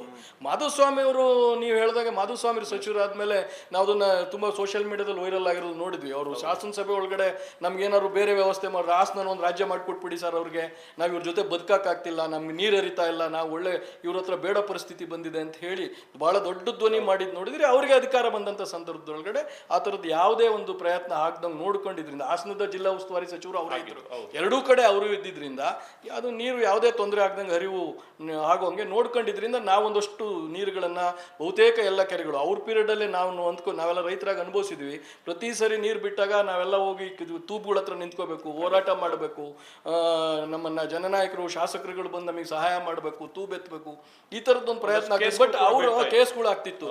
ಬಟ್ ಅವರ ಆಡಳಿತ ಸಂದರ್ಭದಲ್ಲಿ ಅದು ಆಗ್ಲಿಲ್ಲ. ಅದು ಒಂದು ಆಡಳಿತದ ಬಿಗಿ ಅದಕ್ಕೆ ಕಾರಣ ಅಂತ ಅನ್ಸುತ್ತೆ. ಸೊ 2 ವರ್ಷದಿಂದ ಸತತವಾಗಿ ಹೋರಾಟ ನಡೀತಾ ಇದೆ. ಶಾಸಕರುಗಳು ಬರೆದ MP ಕೃಷ್ಣಪ್ಪ ಅವರು ಹೋರಾಟದಲ್ಲಿ ಇಳಿದಿದ್ರು, ಸುರೇಶ್ ಗೌಡರು ಹೋರಾಡಿದ್ರು, ಜ್ಯೋತಿ ಗಣೇಶ್ ಇದ್ರು. ಸೊ ಗುಬ್ಬಿ ತಾಲೂಕಿನ ಸಾಕಷ್ಟು ಜನ ಮುಖಂಡರು ಹೋರಾಟಗಳಿದ್ರು. ಬಟ್ ಏನ್ ಸಾರ್ಥಕ ಆಯ್ತು ಅಂತ, ನಿಮ್ ಇಷ್ಟೆಲ್ಲ ಹೋರಾಟಗಳು ಏನ್ ಸಾರ್ಥಕ ಆಯ್ತು ಅಂತ ನೋಡಿ. ಯಾವುದೇ ಹೋರಾಟ ಶುರು ಮಾಡಿದ ತಕ್ಷಣ ಅದು ದೊಡ್ಡ ಲೆವೆಲ್ಗೆ ಹೋಗ್ಬಿಡೋದಿಲ್ಲ, ಎಲ್ಲರಿಗೂ ಅರಿವಾಗೋದಿಲ್ಲ. ನೀವು ಸ್ವಾತಂತ್ರ್ಯ ಚಳವಳಿಯನ್ನೇ ನೀವು ಗಮನದಲ್ಲಿ ಇಟ್ಕೊಂಡು ನೋಡ್ಕೊಳ್ಳಿ. ಅವರೊಂದು 3 ಲಕ್ಷ ಜನ ನಮ್ಮ ದೇಶ 300 ಜನ ನಮ್ಮ ದೇಶಕ್ಕೆ ಬಂದಿದ್ದು ಹೊರದೇಶದಿಂದ, 800-600 ಚಿಲ್ಲರೆ ಇದರಲ್ಲಿ. ಬಟ್ ಅವ್ರನ್ನ ಈಚೆ ಕಳ್ಸಕ್ಕೆ ನಮ್ಗೆ 200 ವರ್ಷ ಬೇಕಾಗ್ಬಿಡ್ತು. ಅದು ಜನಕ್ಕೆ ಅದರಿಂದ ಆಗುವಗಳ ಬಗ್ಗೆ ಅರಿವು ಮೂಡಿಸ್ತಾ ಅದು ದೊಡ್ಡ ಮಟ್ಟಕ್ಕೆ ಹೋಗಿ ಅದೊಂದು ನಿಜವಾದ ಹೋರಾಟ ಆಗಬೇಕು ಅಂದಾಗ ಸಮಯ ತೆಗೆದುಕೊಳ್ಳುತ್ತೆ. ಹಾಗೇನೆ ಈ ವಿಷಯದಲ್ಲಿ ನೀವು ಕಳೆದ 2 ವರ್ಷದಿಂದ ಏನೆಲ್ಲ ನೀವು ನಾಯಕರುಗಳ ಹೆಸರು ಹೇಳಿದ್ರಿ, ಎಲ್ಲರೂ ಜನಪರವಾಗಿ ಹೋರಾಟವನ್ನ ಮಾಡ್ತಾ ಬಂದಿದ್ದಾರೆ. ಅದು ಮೊನ್ನೆ ಏನು ಕಾಮಗಾರಿ ನಿಲ್ಲಿಸಿದಂತ ಒಂದು 25,000 ಜನ ಏನು ಬಂದು ನಿಂತರು, ಅವತ್ತು ಅದು ಒಂದು ಉನ್ನತ ಉತ್ತುಂಗ ಸ್ಥಿತಿಗೆ ಹೋಗಿದೆ, ಎಲ್ಲರಿಗೂ ಅರಿವು ಬಂದಿದೆ. ರಾಷ್ಟ್ರೀಯ ಮಟ್ಟದಲ್ಲಿ ಒಂದು ಸುದ್ದಿ ಆದಂತ ಹೋರಾಟ ಅಂದ್ರೆ ಜನ ಮನಸ್ಸು ಮಾಡಿದ್ರೆ ಏನೆಲ್ಲ ಸಾಧ್ಯ ಅನ್ನೋದನ್ನ ಅವತ್ತು ಅವ್ರು ತೋರಿಸ್ಕೊಟ್ಟಿದ್ದಾರೆ. ಇವತ್ತು FIR ಹಾಕ್ಸಿದ್ರೆ ಸ್ವಾಮೀಜಿಗಳ ಮೇಲೂ FIR ಹಾಕೋದು ಸರ್ಕಾರ. ಅವಾಗ ಕೇವಲ ಒಬ್ರು ಜಲಸಂಪನ್ಮೂಲ ಸಚಿವರಾಗಿದ್ದ DK ಶಿವಕುಮಾರ್ ಅವರು FIR ಹಾಕಿಸ್ತಾರೆ ಅಂದ್ರೆ ಈಗ ಮುಖ್ಯಮಂತ್ರಿಗಳು ನಿಮ್ಮ ಹೋರಾಟಕ್ಕೆ ಬಿಡ್ತಾರಾ ಅಂತ ಒಂದು ಪ್ರಶ್ನೆ ಜಿಲ್ಲೆಯಲ್ಲಿ ಕಾಡ್ತಾ ಇರುವಂತದ್ದು ಇದು. ಸರ್, ಯಾವುದೇ ಹೋರಾಟ ಮಾಡುವಂಥ ಸಂದರ್ಭದೊಳಗಡೆ ಹೋರಾಟಗಾರರ ಮೇಲೆ ಆಳುವ ಸರ್ಕಾರಗಳು ಅದನ್ನು ತಡೆಯೋದಕ್ಕೆ, ಅದನ್ನು ಬೆದರಿಸೋದಕ್ಕೆ ಒಂದು ಸರ್ಕಾರವಾಗಿ ಅವ್ರ ಜವಾಬ್ದಾರಿ ನಿರ್ವಹಿಸೋ ಸಂದರ್ಭದೊಳಗಡೆ ಈ ಥರ ಕೇಸ್ಗಳು ಹಾಕೋದು ಇವೆಲ್ಲ ಇರ್ತದೆ. ಯಾವುದೇ ಹೋರಾಟ ಅಂತ ಅದಕ್ಕೆ ತಾನೇನೋದು ಒಂದು ಪ್ರತಿರೋಧವನ್ನು ಒಡ್ಡೋದಿರುತ್ತಲ್ಲ, ಅದು ಪ್ರಭುತ್ವದ ವಿರುದ್ಧ ಹೋರಾಟ ಮಾಡೋ ಸಂದರ್ಭದಲ್ಲಿ ಇವೆಲ್ಲ ಸಹಜವಾಗಿರುತ್ತೆ. ಇದನ್ನು ಮೆಟ್ಟು ನಿಂತು ಹೋರಾಟ ಮಾಡಬೇಕಾಗುತ್ತೆ. ಎಲ್ಲ ಹೋರಾಟಗಳು ಹಾಗೆ. ಯಾರು ಹಂಗಾರೆ ಒಂದು ಸರ್ಕಾರವಾಗಿ ನಾನು ಹೋರಾಟ ಮಾಡ್ಕೊಂತ ಯಾರು ಬಿಡ್ತಾರೆ? ಸಾಧ್ಯನೇ ಇಲ್ಲ. ಕಳೆದ MP ಚುನಾವಣೆ, ಈ MP ಚುನಾವಣೆ ಅಲ್ಲ, ಕಳೆದ MP ಚುನಾವಣೆಯಲ್ಲಿ ಇದೇ ಮಾಧುಸ್ವಾಮಿಯವರು ಬಸವರಾಜ್ ಅವರು ಚುನಾವಣೆಗೆ ನಿಂತ ಸಂದರ್ಭದಲ್ಲಿ ಆ ಟೈಮಲ್ಲೇ ಹೇಳಿದ್ರು, ನೀವೇನಾದ್ರೂ ಸೋತ್ಬಿಟ್ರೆ ಅಥವಾ ಬಸವರಾಜ್ ಅವ್ರನ್ನೇನಾದ್ರು ಸೋಲಿಸ್ಬಿಟ್ರೆ ಹೇಮಾವತಿ ಲಿಂಕ್ ಕೆನಾಲ್ ಆಗತ್ತೆ ಅನ್ನುವ ಮಾತುಗಳನ್ನು ಅವತ್ತೇ ನಿಟ್ಟೂರಲ್ಲಿ ಒಂದು ವೇದಿಕೆಯಲ್ಲಿ ಮಾತಾಡಿದ್ರು. ಸೊ ಅದು ನಿಂತೋಗಿತ್ತು. ಯಾರ ಕಾಲದಲ್ಲಿ ಯಡಿಯೂರಪ್ಪ ಅವ್ರಿಗೆ ಬಂದ್ರು, ಮಾಧುಸ್ವಾಮಿ ಅವ್ರು ಬಂದ್ರು, ಸ್ಟಾಪ್ ಆಯ್ತು. ಸೊ ಈಗ ಮುಂದಿನ ಹಂತಗಳಲ್ಲಿ ಏನೆಲ್ಲ ಆಗತ್ತೆ? ನೀವು ಒಂದು ಒಳ್ಳೆಯ ಪ್ರಶ್ನೆನ ಕೇಳಿದ್ರಿ. ನಿಜ, ಮಾಧುಸ್ವಾಮಿ ಅವರಿಗೆ ಇಡೀ ನೀರಿನ ಅರಿವನ್ನು ಬದಲಾವಣೆ ಮಾಡಿದ್ರೆ, ದಿಕ್ಕು ಬದಲಾಯಿಸೋದ್ರಿಂದ, ಎಕ್ಸ್ಪ್ರೆಸ್ ಲಿಂಕಿಂಗ್ ಕೆನಾಲ್ ಮಾಡೋದ್ರಿಂದ ಏನೆಲ್ಲ ಪರಿಣಾಮ ಈ ಜಿಲ್ಲೆಯ ನೀರಾವರಿ ಮೇಲಾಗ್ತದೆ, ತನ್ನ ಮೂಲಕ ಬದುಕಿನ ಮೇಲಾಗುತ್ತೆ ಅನ್ನೋ ಸ್ಪಷ್ಟವಾದ ಅರಿವಿತ್ತು. ಅದು ಬರೀ ಅದು ಒಂದು ರಾಜಕಾರಣದ ಚುನಾವಣೆಯ ಗೆಲುವಿಗೋಸ್ಕರ ಮಾಡಿದಂಥ ಮಾತುಗಳಲ್ಲ. ಆ ಕಾರಣಕ್ಕೆ ಅವರಿಗೆ ಅಧಿಕಾರ ಸಿಕ್ತಂಥ ಸಂದರ್ಭದಲ್ಲಿ ಇಂದಿನ ಒಂದು ಸರ್ಕಾರ ಏನು ಅವಾಗ ಕುಮಾರಸ್ವಾಮಿ ಅವರು ಮತ್ತು ಇವರು ಅಲಯನ್ಸ್ ಗೌರ್ಮೆಂಟ್ ಇತ್ತು, ಕಾಂಗ್ರೆಸ್ನ ಅಲಯನ್ಸ್ ಗೌರ್ಮೆಂಟ್ ಇದ್ದಾಗ ಏನು ಎಕ್ಸ್ಪ್ರೆಸ್ ಕೆನಾಲ್ ಮಾಡಿದ್ರು, ಅದಕ್ಕೆ ಅವರು ತಡೆ ಒಡ್ಡೋದ್ರ ಮೂಲಕ, ಬರೀ ತಡೆ ಒಡ್ಡು ನಿಲ್ಲಿಸ್ತಿಲ್ಲ, ಅದನ್ನು ನಿಲ್ಲಿಸೋದ್ರ ಮೂಲಕ ಎಕ್ಸ್ಪ್ರೆಸ್ ಕೆನಾಲ್ನ ಅನಿವಾರ್ಯತೆ ಏನು, ಅದಕ್ಕೆ ಸರಿಪಡಿಸೋದು ಹೇಗೆ ಅಂತ ಅಧ್ಯಯನ ಮಾಡಿಸಿ, ಏನಿವ ಒಬ್ಬ ಅವತ್ತು ಅದಕ್ಕೆ ಎಕ್ಸ್ಪರ್ಟ್ಸ್ ಇದ್ರು, ಚೀಫ್ ಇಂಜಿನಿಯರ್ಸ್ ಇದ್ರು, ಅವ್ರ ಮೂಲಕ ಅದನ್ನು ಅಧ್ಯಯನ ಮಾಡಿಸಿ, ಆದರೆ ಭಾಳ ಸ್ಪಷ್ಟವಾಗಿ ಕೆನಾಲ್ ಮೂಲಕ ನೀರು ಹೋದರೆ ಕುಣಿಗಲ್ಗೆ ಹೋಗೋಕೆ ಏನೆಲ್ಲ ಸಮಸ್ಯೆಗಳಿದ್ದಾವೆ, ಅದನ್ನು ಪರಿಹಾರ ಮಾಡಿದ್ರೆ ಎಕ್ಸ್ಪ್ರೆಸ್ ಕೆನಾಲಿನ ಅವಶ್ಯಕತೆ ಇಲ್ಲ. ಯಾಕೆಂದರೆ ಕುಣಿಗಲ್ನವ್ರ ದೂರ ಏನು, ನಮಗೆ ನೀರು ಬರ್ತಾ ಇಲ್ಲ, ನಮಗೇನು ಬರಬೇಕು ಅಂತ. ಅದಕ್ಕೆ ಅವರು ಅಧ್ಯಯನ ಮಾಡಿಸಿ ಈಗಿರುವ ಕೆನಾಲನ್ನು ಆಧುನೀಕರಣ ಮಾಡೋದ್ರ ಮೂಲಕ ಇರುವ ಸಮಸ್ಯೆಗಳನ್ನು ಪರಿಹಾರ ಮಾಡಿ ಮುಕ್ತವಾಗಿ ಕುಣಿಗಲ್ಗೆ ನೀರು ಬರೋ ವ್ಯವಸ್ಥೆ ಮಾಡಿ. ನಾನು DPRನ ನೋಡಿದ್ದೀನಿ, ಅದನ್ನು ಮಾಡಿರೋದು. ಅದರಲ್ಲಿ ಅವ್ರು ಹೇಳ್ತಾರೆ, ಐಡೆಂಟಿಫೈ ಮಾಡಿದ್ದಾರೆ 12 ಬೇರೆ ಬೇರೆ ಜಾಗದಲ್ಲಿ, ಕೆಲವು ಕಡೆ ಬ್ರಿಡ್ಜ್ ಒಂದು ಸ್ವಲ್ಪ ಚಿಕ್ಕದಾಗಿದೆ, ಇನ್ನೆಲ್ಲ ಒಂದು ಸ್ವಲ್ಪ ಕರ್ವ್ ಇದಾಗಿದೆ, ಆ ಥರ ಒಂದು 12 ಸಮಸ್ಯೆಗಳನ್ನು ಐಡೆಂಟಿಫೈ ಮಾಡ್ತಾರೆ. ಈ ಆಧುನೀಕರಣ ಮಾಡೋದ್ರ ಮೂಲಕ ಅವೆಲ್ಲ ಸಮಸ್ಯೆಗಳನ್ನು ಪರಿಹಾರ ಮಾಡಿ ಕಳೆದ 3 ವರ್ಷದಲ್ಲಿ ಅವ್ರಿಗೆ ಏನು ನೀರು ಹರಿಬೇಕೋ ಬಹುತೇಕ ನೀರು, ಒಂದು ಸತಿ ಅಂತೂ ಮಳೆ ಜಾಸ್ತಿ ಆದಾಗ ಹೆಚ್ಚು 1 TMC ನೀರೇ ಅವ್ರಿಗೆ ಹೋಗಿದೆ. ಯಾಕೆ ಈ ಸಮಸ್ಯೆನ ಅವರು ಅದನ್ನು ಪರಿಹಾರ ಮಾಡುವ ಕೆಲಸವನ್ನು ತನಗೆ ಅಧಿಕಾರ ಸಿಕ್ಕಿದಾಗ, ಅದು ನಾನು ಹೇಳಿದ್ದು ರಾಜಕಾರಣ ಅಲ್ಲ, ನೈಜ ಸ್ಥಿತಿ, ಅದು ಸರಿಪಡಿಸುವ ಜವಾಬ್ದಾರಿ ನಂದಿದೆ ಅಂತೇಳಿ ಸರಿಪಡಿಸುವ ಕೆಲಸವನ್ನು ಅವ್ರು ಮಾಡಿದ್ದಾರೆ. ಇತ್ತೀಚೆಗೆ ಶಾಸಕ ಶ್ರೀನಿವಾಸ್ ಅವರು ಒಂದು ಬಾಂಬ್ ಅನ್ನು ಸಿಡಿಸ್ತಾ ಇದ್ದಾರೆ. ಇದು ನಾನು ಕೂಡ ಕ್ಯಾಬಿನೆಟ್ನಲ್ಲಿದ್ದೆ, ಕುಮಾರಸ್ವಾಮಿ ಅವ್ರು ಮಾಡಿದಂಥ ಕೂಸು ಇದು, ನಾವು ಮಾಡಿದಂಥ ಕೂಸಲ್ಲ. ಆದರೆ ಕುಮಾರಸ್ವಾಮಿ ಅವರು ಮಾಡಿದಂಥ ಕೂಸನ್ನ ಶಿವಕುಮಾರ್ ಅವ್ರು ನಡೆಸ್ಕೊಂಡು ಹೋಗ್ತಿದ್ದಾರೆ, ಬಟ್ ನಾನು ವಿರೋಧ ಇದೆ ಅಂತ. ಸೊ ರಾಜಕೀಯವಾಗಿ ಗುಬ್ಬಿ ಶ್ರೀನಿವಾಸ್ ಅವರು ಏನು ಮಾಡ್ಬೇಕು, ಇಂಥ ಸಂದರ್ಭದಲ್ಲಿ ಏನು ಮಾಡಬೇಕಾಗುತ್ತೆ ಅಂತ? ನಾನು ಒಬ್ಬ ಜನಪ್ರತಿನಿಧಿ ಇದ್ದೀನಿ. ಇದರಲ್ಲಿ ಬರೀ ಗೌರವಾನ್ವಿತ ಶಾಸಕರಾದಂಥ ಶ್ರೀನಿವಾಸ್ ಅವರು ಮಾತ್ರ ಅಲ್ಲ, ಗೌರವಾನ್ವಿತ ಲೋಕಸಭಾ ಸದಸ್ಯರಾದಂಥ ಸೋಮಣ್ಣನವರು ಇದರಲ್ಲಿ ಮುಂದಾಗಬೇಕಾಗ್ತದೆ. ಈ ಹೋರಾಟದಲ್ಲಿ ಅವರು ಮುಂದೆ ಬಂದು ನಿಲ್ಲಬೇಕಾಗ್ತದೆ. ಅವರಿಬ್ಬರದ್ದು ಒಂದು ಮಾತೇನು, ನಾವಿಬ್ಬರು ಆಡಳಿತದಲ್ಲಿದ್ದೇವೆ, ನಾವು ಅಧಿಕಾರದಲ್ಲಿದ್ದೇವೆ, ಹಾಗಾಗಿ ನಾವು ಬಂದು ಹೋರಾಟಕ್ಕೆ ನಿಲ್ಲಕ್ಕಾಗಲ್ಲ, ನಮ್ಮ ಬೆಂಬಲ ಇದೆ. ಅವ್ರು ಯಾರು ನಾವು ವಿರೋಧ ಇದೆ ಅಂತ ಹೇಳೋದಿಲ್ಲ, ಲಿಂಕ್ ಕೆನಾಲ್ಗೆ ವಿರೋಧ ಇದೆ ಅಂತ ಅವ್ರು ಏನು ಹೇಳೋದಿಲ್ಲ, ನಮ್ಮ ಸಂಪೂರ್ಣವಾದ ಬೆಂಬಲ ಇದೆ, ಲಿಂಕ್ ಎಲ್ಲ ಮಾಡೋದಕ್ಕೆ ವಿರೋಧ ಇದೆ ಅಂತಕ್ಕಂಥ ಮಾತನ್ನು ಇಬ್ಬರು ಹೇಳ್ತಾರೆ. ನಾನು ಒಬ್ಬ ಜನಪ್ರತಿನಿಧಿ ಆಗಿದ್ದವನು. ನಾನು ಹೇಳ್ತೀನಿ, ಜನಪ್ರತಿನಿಧಿಗಳು ಅಂತಂದ್ರೆ ಏನು, ನಾವು ಜನರನ್ನು ಪ್ರತಿನಿಧಿಸೋರು. ನಮ್ಮದೇ ಆದ ವೈಯಕ್ತಿಕ ಅಭಿಪ್ರಾಯಗಳು ನಮಗಿರೋದಿಲ್ಲ. ಯಾಕೆಂದರೆ ನಾವು ಪ್ರತಿನಿಧಿಸುವ ವೇದಿಕೆಗಳಲ್ಲಿ, ಅಂದರೆ ನನ್ನ ಹಂತದ ಸರ್ಕಾರ, ನಾನು ಗ್ರಾಮ ಪಂಚಾಯತಿ ಸದಸ್ಯನಿದ್ದೆ, ನನ್ನ ಪಂಚಾಯತಿ ವ್ಯಾಪ್ತಿಯ ಏನೇನು ಜವಾಬ್ದಾರಿಗಳಿದ್ದಾವೆ ಅದನ್ನೆಲ್ಲ ನಿರ್ವಹಣೆ ಮಾಡಲಿಕ್ಕೆ ನಾವೆಲ್ಲ ಬಂದಲ್ಲಿ ಕೂರಕ್ಕೆ ಹೋಗೋದಿಲ್ಲ ಅಂಥೇಳಿ ನನ್ನನ್ನು ಮತದಾನ ಮಾಡೋದ್ರ ಮೂಲಕ ಆಯ್ಕೆ ಮಾಡಿ ಕಳಿಸ್ತಾರೆ. ಅಂದರೆ ನಾನು ಜನರ ಪ್ರತಿನಿಧಿಯಾಗಿ, ಜನರ ಧ್ವನಿಯಾಗಿ ಹೋಗ್ತೀನಿ. ನನ್ನ ಕೆಲಸ ಜನ ಏನು ನನಗೆ ಅಭಿಪ್ರಾಯನ ಕೊಡ್ತಾರೆ, ಜನಾಭಿಪ್ರಾಯ ಏನು ಬರುತ್ತೆ ಅದನ್ನು ನನಗಿರುವ ವೇದಿಕೆ ಒಳಗಡೆ ಪ್ರತಿಧ್ವನಿಸೋದು. You have to represent whatever people present to me. ಜನ ನನಗೇನು ಪ್ರೆಸೆಂಟ್ ಮಾಡ್ತಾರೆ, ಹ್ಯಾವ್ ಟು ರೀಪ್ರೆಸೆಂಟ್, ಅದಕ್ಕೆ ಪಬ್ಲಿಕ್ ರೆಪ್ರೆಸೆಂಟೇಟಿವ್ ಅನ್ನೋದು. ಹಾಗಾಗಿ ನಮ್ಗಳ ಜವಾಬ್ದಾರಿ ಇದೆ. ಯಾರು ಜನಪ್ರತಿನಿಧಿಗಳಿದ್ದೀರಿ, ನೀವು ನಾಮಿನೇಟ್ ಆದವರಲ್ಲ, ನೀವಿಬ್ರನ್ನ ಸರ್ಕಾರ ನಾಮಿನೇಟ್ ಮಾಡಿದರೆ ಸರ್ಕಾರ ನನಗೊಂದು ಅಧಿಕಾರ ಕೊಟ್ಟಿದೆ, ಆ ಸರ್ಕಾರದ ವಿರುದ್ಧ ನಾನು ಮಾತಾಡೋಕ್ಕಾಗೋದಿಲ್ಲ, ನಾನು ಜನರ ಜೊತೆ ನಿಲ್ಲಕ್ಕಾಗೋದಿಲ್ಲ ಅಂತ ಹೇಳಿದ್ರೆ ನಿಜವಾಗ್ಲೂ ಅರ್ಥ ಇದೆ. ಆದರೆ ನಿಮಗೆ ಕೊಟ್ಟಿರುವಂಥ ಈ ಶಾಸಕ ಸ್ಥಾನ ಇರ್ಬೋದು, ಸಂಸದ ಸ್ಥಾನ ಇರ್ಬೋದು, ಜನ ಕೊಟ್ಟಿರೋದು. ಅದರಿಂದ ನಮ್ಮ ಜವಾಬ್ದಾರಿ ಇದೆ. ಜನಪ್ರತಿನಿಧಿಗಳಾದವರು ಯಾರೇ ಇರಲಿ, ಯಾವುದೇ ವಿಷಯದಲ್ಲಿರಲಿ, ಇವರಿಬ್ಬರು ಅಂತಲ್ಲ, ಜನಪ್ರತಿನಿಧಿಗಳಾದವರು ಯಾವತ್ತೂ ಜನರ ಧ್ವನಿಯಾಗಿರ್ಬೇಕೆ ಹೊರತು ಸರ್ಕಾರನ ಪ್ರತಿನಿಧಿಸಬಾರ್ದು. ನೀವು ಸರ್ಕಾರದಲ್ಲಿ ಜನರ ಪ್ರತಿನಿಧಿಯಾಗಿ ಸರ್ಕಾರದಲ್ಲಿ ಭಾಗ ಆಗ್ತೀರಿ, ಅದರಿಂದ ನೀವು ಜನರ ಜೊತೆ ನಿಲ್ಲಬೇಕು. ಅಲ್ಲ, ಇವರಿಬ್ಬರೇ ಅಲ್ಲ, ಈಗ ಜನರಲ್ ಇವರಿಬ್ಬರೇ ಹೇಳ್ತಿಲ್ಲ, ಯಾವುದೇ ಜನಪ್ರತಿನಿಧಿ. ನಾನು ಹೇಳೋದೇನು ಗೊತ್ತಾ, ಶ್ರೀನಿವಾಸ್ ಅವರು, ಸೋಮಣ್ಣವ್ರು ಮಾತ್ರ ಅಲ್ಲ, ನಮ್ಮ DCM ಅವರು ಕೂಡ ಉಸ್ತುವಾರಿ ಇರುವಂಥವ್ರು, ಇವರೇ ಮುಂದೆ ಬರ್ತಾ ಇರುವಂಥದ್ದು. ಬೇಗ ಬೇಗ ಜಾಗ ಕ್ಲಿಯರ್ ಮಾಡಿ, ನೋಟಿಸ್ ಕೊಡಿ, ನೀರು ಹೋಗೋದಕ್ಕೆ ಅವಕಾಶ ಮಾಡಿಕೊಡಿ ಅಂತೇಳಿ ಜಿಲ್ಲಾಧಿಕಾರಿಗಳಿಗೆ ಹೇಳಿರುವಂಥ ಮಾತುಗಳು, ಅವರೇ ಹೇಳ್ಕೊಂಡಿರುವಂಥ ಮಾತುಗಳು, ಇದೆಷ್ಟು ಸರಿ ಆಗುತ್ತೆ ಅಂತ. ಅಲ್ಲ, ಅದೇನೆ ತಿರ್ಗಿ ಅದು ಅವ್ರಿಗೂ ಅಪ್ಲೈ ಆಗ್ತದೆ. ಈ ಜಿಲ್ಲೆ ಒಳಗಡೆ ಅವರು ತಮ್ಮ ರಾಜಕಾರಣ ಮಾಡಿದ್ದೀರಿ, ಈ ಜಿಲ್ಲೆ ಜನ ನಿಮಗೆ ಸಾರ್ವಜನಿಕವಾಗಿ ಬೆಳೆಸಿದ್ದಾರೆ, ಜನರ ಬೆಂಬಲದೊಂದಿಗೆ ಇವತ್ತು ನೀವು ಉಪಮುಖ್ಯಮಂತ್ರಿಗಳಾಗಿದ್ದೀರಿ. ಉಪಮುಖ್ಯಮಂತ್ರಿಗಳು ಕೊರಟಗೆರೆ ಜನ ನಿಮಗೆ ಬೆಂಬಲಿಸಿ ಚುನಾವಣೆಯಲ್ಲಿ ಗೆಲ್ಲಿಸ್ತಿದ್ರೆ ನೀವು ಉಪಮುಖ್ಯಮಂತ್ರಿ ಆಗ್ಲಿಕ್ಕೆ ಸಾಧ್ಯನೇ ಇಲ್ಲ. ಇದು ನಿಮ್ಗೆ ಅನುಭವನೂ ಆಗಿದೆ. ಹಿಂದೆ ಒಂದ್ಸತಿ ನೀವು ಮುಖ್ಯಮಂತ್ರಿ ಆಗುವ ಎಲ್ಲ ಅವಕಾಶ ಇದ್ದಾಗ ಕೊರಟಗೆರೆ ಜನ ನಿಮ್ಮನ್ನು ಕೈ ಬಿಟ್ಟರು ಅನ್ನೋ ಕಾರಣಕ್ಕೆ ನಿಮ್ಗೆ ಒಂದು ದೊಡ್ಡ ಸ್ಥಾನ ಹೋಯ್ತು. ಅಲ್ಲಿಗೆ ಜನರೇ ದೊಡ್ಡವರು, ಜನರ ತೀರ್ಮಾನವೇ ಬಹಳ ಮುಖ್ಯ. ಅದರಿಂದ ನೀವು ಜನಪರವ ನಿಲ್ಲಬೇಕು. ಲಿಂಕ್ ಕೆನಾಲಿನ ಪ್ರಭಾವ ನಿಮ್ಮ ಕೊರಟಗೆರೆ ಜನರಿಗೆ ಕುಡಿಯೋ ನೀರಿನ ಮೇಲೂ ಆಗ್ತದೆ. ನಿಮ್ಮ ಕೊರಟಗೆರೆ ಜನರ ಕುಡಿಯೋ ನೀರಿನ ನಿರ್ಭರ ಆಗಿರೋದು ಇಲ್ಲಿ ನಮ್ಮ ಹೇಮಾವತಿ ನೀರಿನ ಮೇಲೇನೆ. ನಮ್ಗೆ ಎತ್ತಿನೊಳೆ ಬರುತ್ತೆ ಅಂತ, ನಮ್ಗೆ ಆ ಭಾಗದಲ್ಲಿ ಎತ್ತಿನೊಳೆ ಬರ್ತಾ ಇದೆ, ನಮಗೆ ನೇಮಾವತಿ ಅವಶ್ಯಕತೆ ಇಲ್ಲ ಅನ್ನೋ ಒಂದು ಮನಸ್ಥಿತಿ ಇರ್ಬೋದಾ ಅಂತ. ಇಲ್ಲ, ಅವ್ರಿಗೂ ಒಂದು ಸರ್ಕಾರದ ಭಾಗವಾಗಿದ್ದಾರೆ, ಸರ್ಕಾರದ ಪರವಾಗಿ ಸರ್ಕಾರದ ಧ್ವನಿಯಾಗಿ ಮಾತಾಡಬೇಕು ಅಂತ ಹೇಳ್ತಾರೆ. ನಾನು ಅವ್ರನ್ನ ರಿಕ್ವೆಸ್ಟ್ ಮಾಡ್ತೀನಿ, ಇಲ್ಲ ನೀವು ಜನರ ಧ್ವನಿ ಆಗಬೇಕು, ಜನನೇ ಮುಖ್ಯ.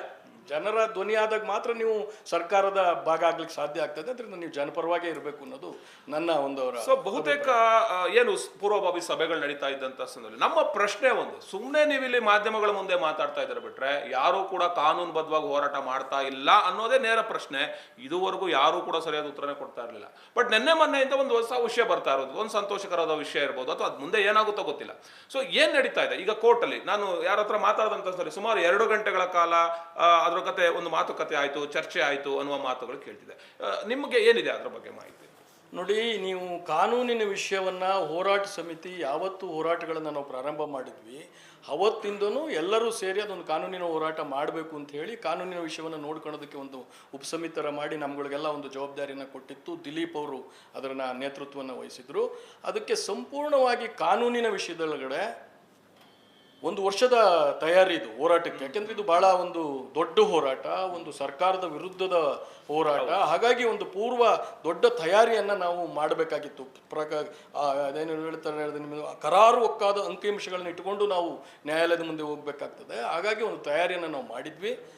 ಮಾನ್ಯ ಮಾಜಿ ಸಚಿವರಾದಂಥ ಜನಪರ ಚಿಂತನೆ ಉಳ್ಳಂಥ JC ಮಾಧುಸ್ವಾಮಿಯವರು ಸಂಪೂರ್ಣವಾಗಿ ಕಾನೂನಿನ ತಮ್ಮ ಜ್ಞಾನದ ಅರಿವನ್ನು ಬಳಸಿ ಅವರು ನಮಗೆ ಸಂಪೂರ್ಣ ಮಾರ್ಗದರ್ಶನ, ಬರೀ ಅವರು ನಮಗೆ ಹೇಗೆ ಹೋಗ್ಬೇಕು ಅಂತ ಹೇಳಿದ್ದಲ್ಲ, ಲಾಯರ್ಗಳ ಜೊತೆ ಕೂತು ಹೇಗೆ ಅದನ್ನ ಮೇಜರ್ ಡ್ರಾಫ್ಟ್ನ ನಮ್ಮ ಆರ್ಗ್ಯುಮೆಂಟ್ಸ್ ಏನಿರಬೇಕು, ನಮ್ಮ ಕಂಟೆನ್ಷನ್ಸ್ ಏನಿರಬೇಕು ಎಲ್ಲವನ್ನ ತಯಾರು ಮಾಡಿಕೊಟ್ಟು ಆಮೂಲಾಗ್ರ ಅಧ್ಯಯನ ಮಾಡಿ ಪ್ರತಿದಿನ ನಾವು 1 ವರ್ಷ ಏನೇನ ರೆಕಾರ್ಡ್ಸ್ ಮಾಡಿದ್ವಿ. ಆದಮೇಲೆ ಆರ್ಗ್ಯುಮೆಂಟ್ಗೆ ಹೋಗೋದಕ್ಕೆ ಶ್ರುತಿ ನಾಯ್ಡು ಅಂತ ಹೇಳಿ ಒಬ್ಬ ಹೆಸರಾಂತ ವಕೀಲರು ನಮ್ಮ ಪರವಾಗಿ ವಾದ ಮಾಡ್ತಿದ್ದಾರೆ. ಅದಕ್ಕೆ ಸಂಪೂರ್ಣ ಪ್ರತಿದಿನ ಅವರಿಗೆ ಸೂಕ್ತ ಮಾರ್ಗದರ್ಶನ ಇರ್ಬೋದು, ಸಲಹೆ ಕೊಡೋದ್ರ ಮೂಲಕ ಈ ಹೋರಾಟವನ್ನು ಅವರು ಹಿನ್ನೆಲೆಯಲ್ಲಿ ನಿಂತು ನಡೆಸ್ತಾ ಇದ್ರು. ಇದು ನಡೀತಾನೆ ಇದೆ, ನಮ್ಮ ಹೋರಾಟ ಸಮಿತಿ ಮೂಲಕ ಅದು ನಡೀತಾನೆ ಇದೆ. ಯಾಕೆ ಇಲ್ಲಿನ ತನಕ ಅದು ಸಾರ್ವಜನಿಕಗೊಳಿಸಿಲ್ಲ ಅಂದರೆ, ನಾವು ಬೇರೆ ಬೇರೆ ತಯಾರಿಲಿದ್ದರಿಂದ, ಇದು ಒಂದು ಹೋರಾಟ ಆಗಿರೋದ್ರಿಂದ ಸಾರ್ವಜನಿಕಗೊಳಿಸೋದು ಒಳ್ಳೆಯದಲ್ಲ. ಪೂರ್ವ ತಯಾರಿ ಆಗಿ ಅದು ಕೋರ್ಟ್ಗೆ ಬಂದು ಅಂತ ಕಳೆದ 29ರಿಂದ ನಡೀತಿದೆ. ಇವತ್ತು ಆರ್ಗ್ಯುಮೆಂಟ್ ನಡೀತಿದೆ. ಅಂದರೆ ಸುದೀರ್ಘವಾಗಿ ಆರ್ಗ್ಯುಮೆಂಟು ನಡೀತಾ ಇದೆ. ನಮಗೆ ಇಡೀ ಆರ್ಗ್ಯುಮೆಂಟ್ಸ್ ನೋಡಿದಾಗ ನಮಗೆ ನಮ್ಮ ಪರವಾಗಿ ನೀರು ಅಥವಾ ತೀರ್ಮಾನ ಬರುತ್ತೆ ಅಂತ ಅನ್ಸುತ್ತೆ.